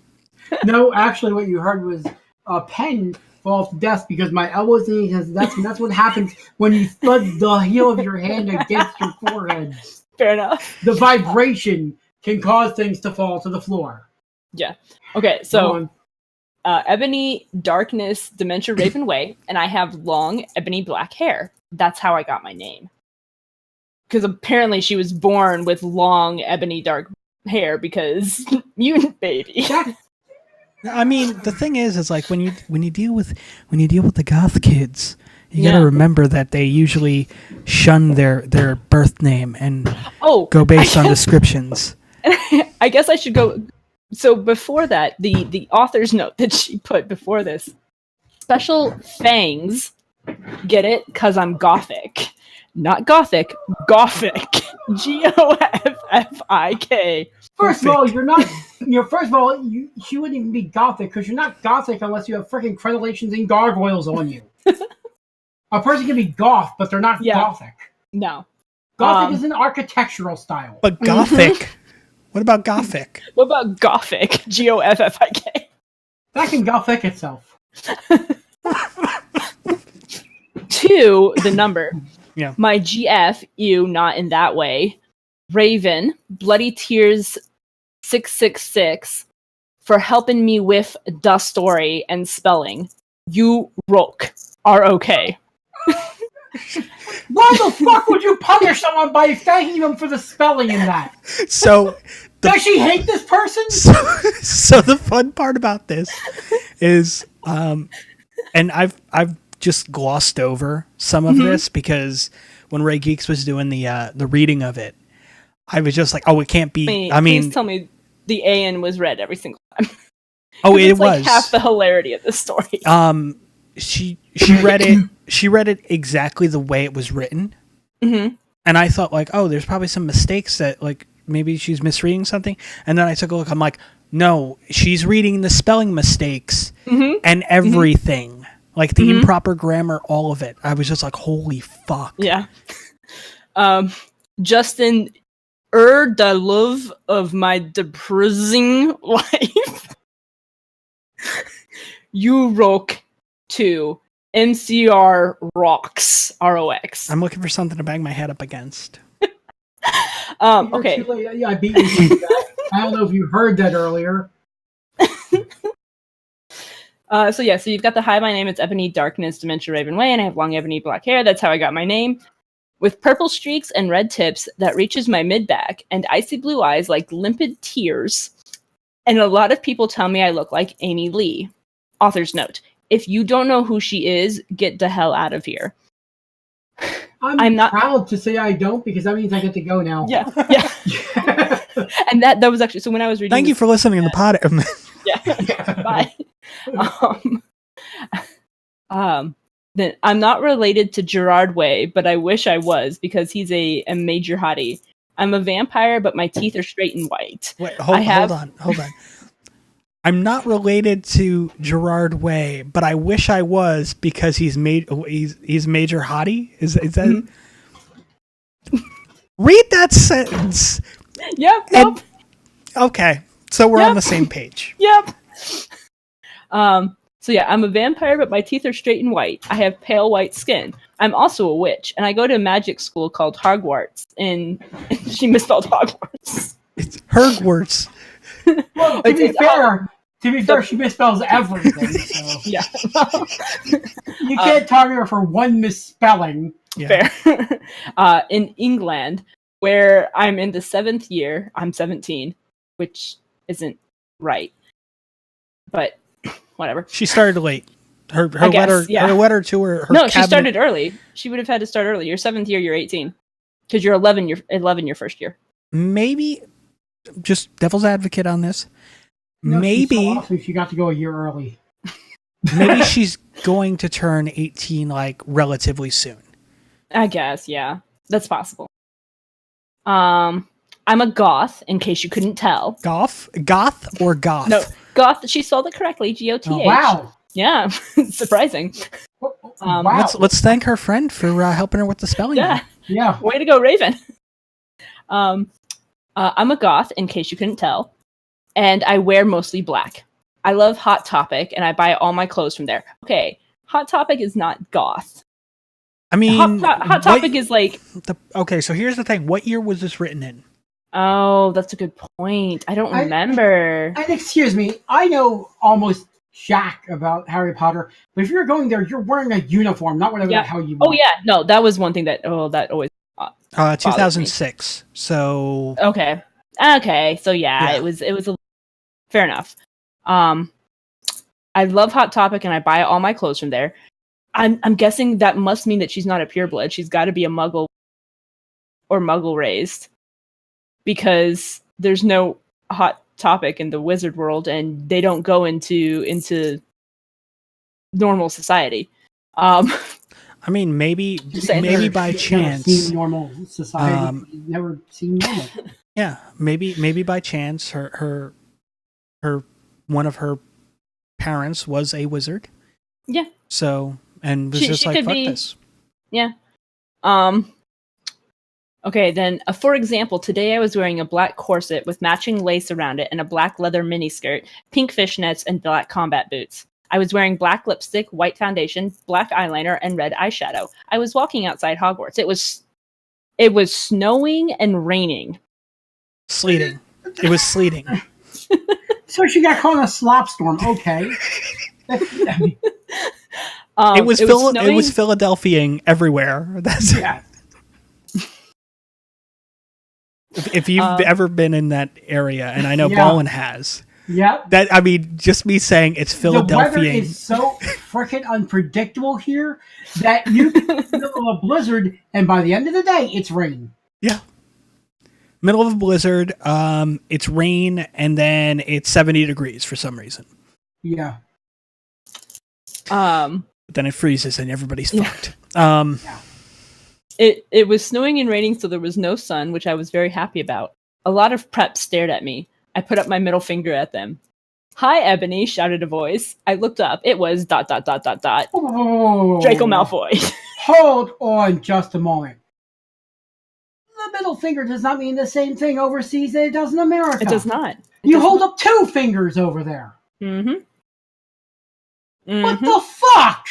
Mm-hmm. I mean... To be fair, a lot of Americans don't realize that. Yeah.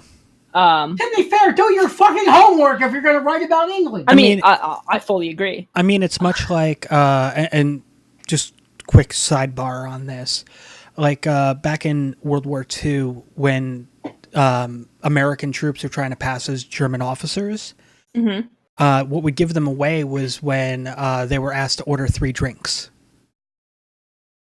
Because they'd be able to speak it, but, you know, whenever somebody would order, it'd be like, let me get 3. Which is the way that they were supposed to do it, but they're like, let me get 3, you know, and done. Yeah. Interesting. Just a little thing. Yeah, did not know that. But yeah, I think we should maybe save the rest of this reading for another episode. As in, like, never? Yeah, next episode. Yeah, I would not be upset, but yeah. I've got 3 more lines in chapter 1. Okay, get the 3 lines out. I'm just going to say this right now. I have an odd, like, car crash kind of thing when it comes to bad art. So yeah, go Yeah. on. So I will send you a link to this. Yes. No, I didn't say I'm going to read it. You'll listen to me read it? But yeah. Okay, so we've got it was ... Draco Malfoy. Yeah. What's up, Draco? I asked. Nothing, he said shyly. But then I heard my friends call me and I had to You had to go what? go away. Oh, because the audio cut out. So Yeah. Yeah. Oh, sorry. Even the and microphone is done with this shit.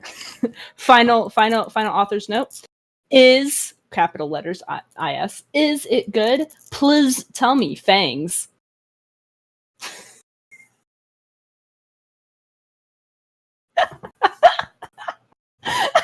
So What's the email? I'm writing this person.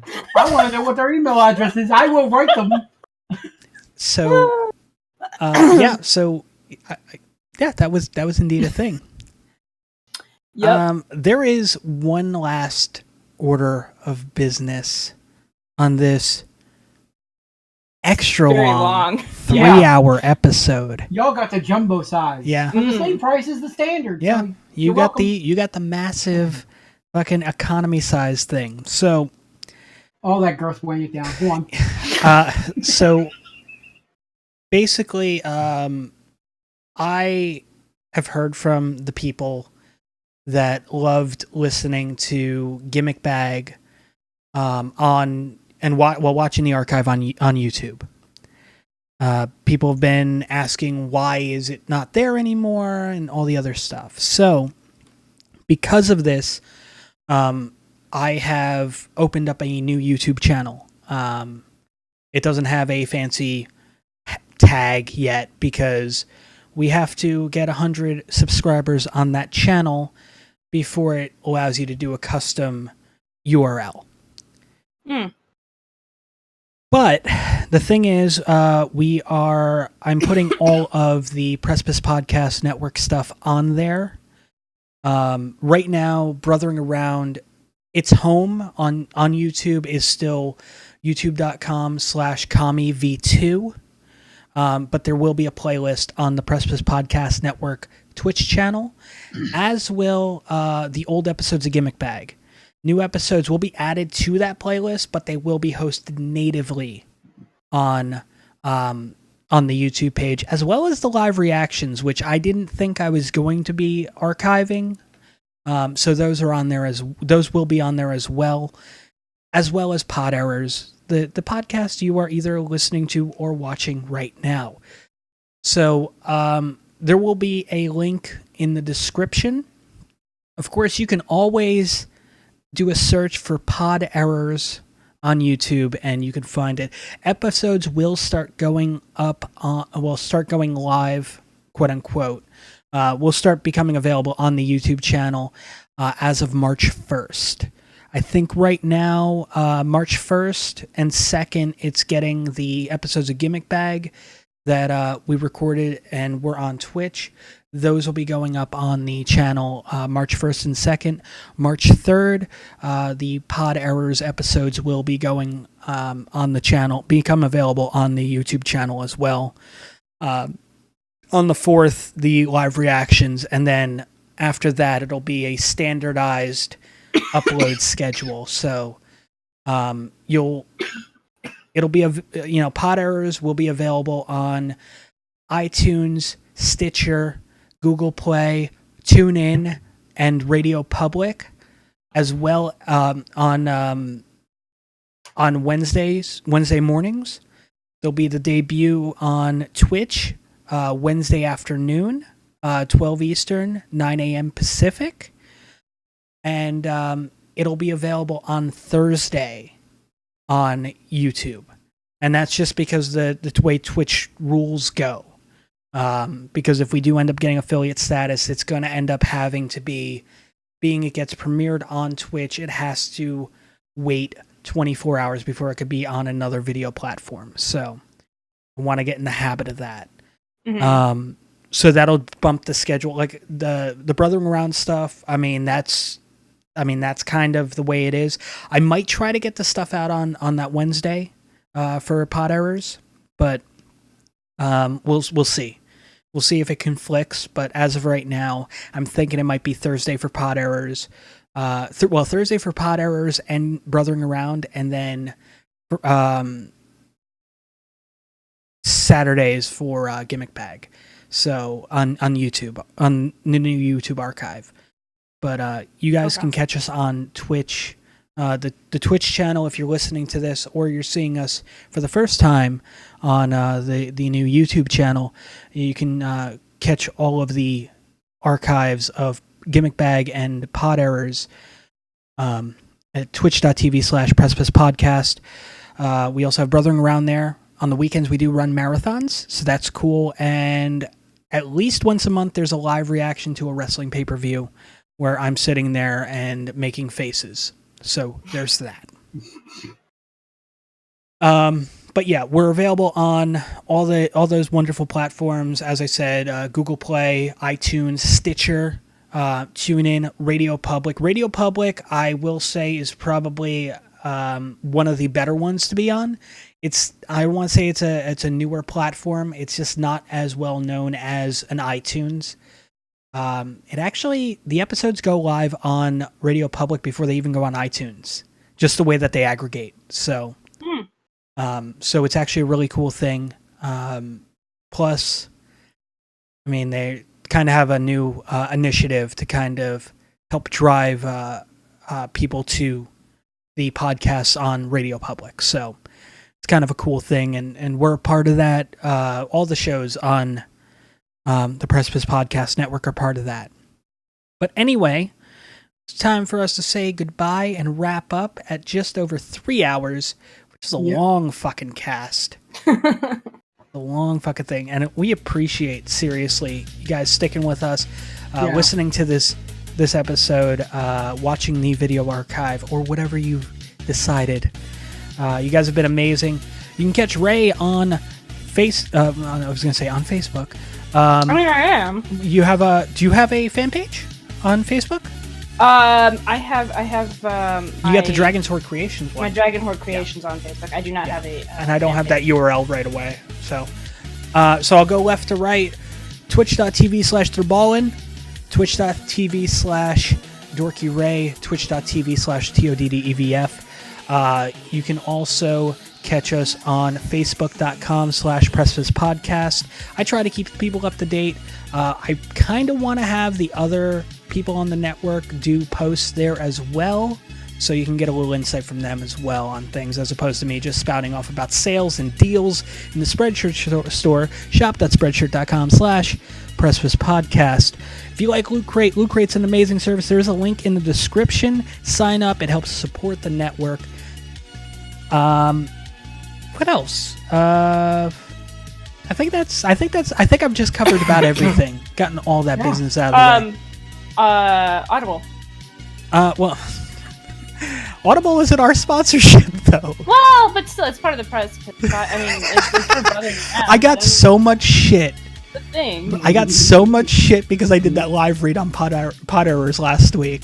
Oh, really? Well, my bad then. No. They, Wes and Marco thought it was fucking hilarious. Oh. They were Did you talk about it even though it wasn't this show? Yeah, well, so, I mean, on Brothering Around, and if you listen to that episode, they kept on saying, do you remember, because, like, my internet went out at one point, and they're just like, Todd must have forgot what podcast he's on.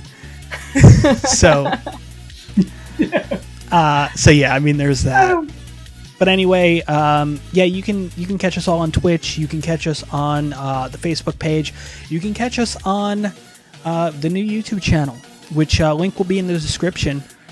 But yeah, so thank you guys for another great episode, a jumbo.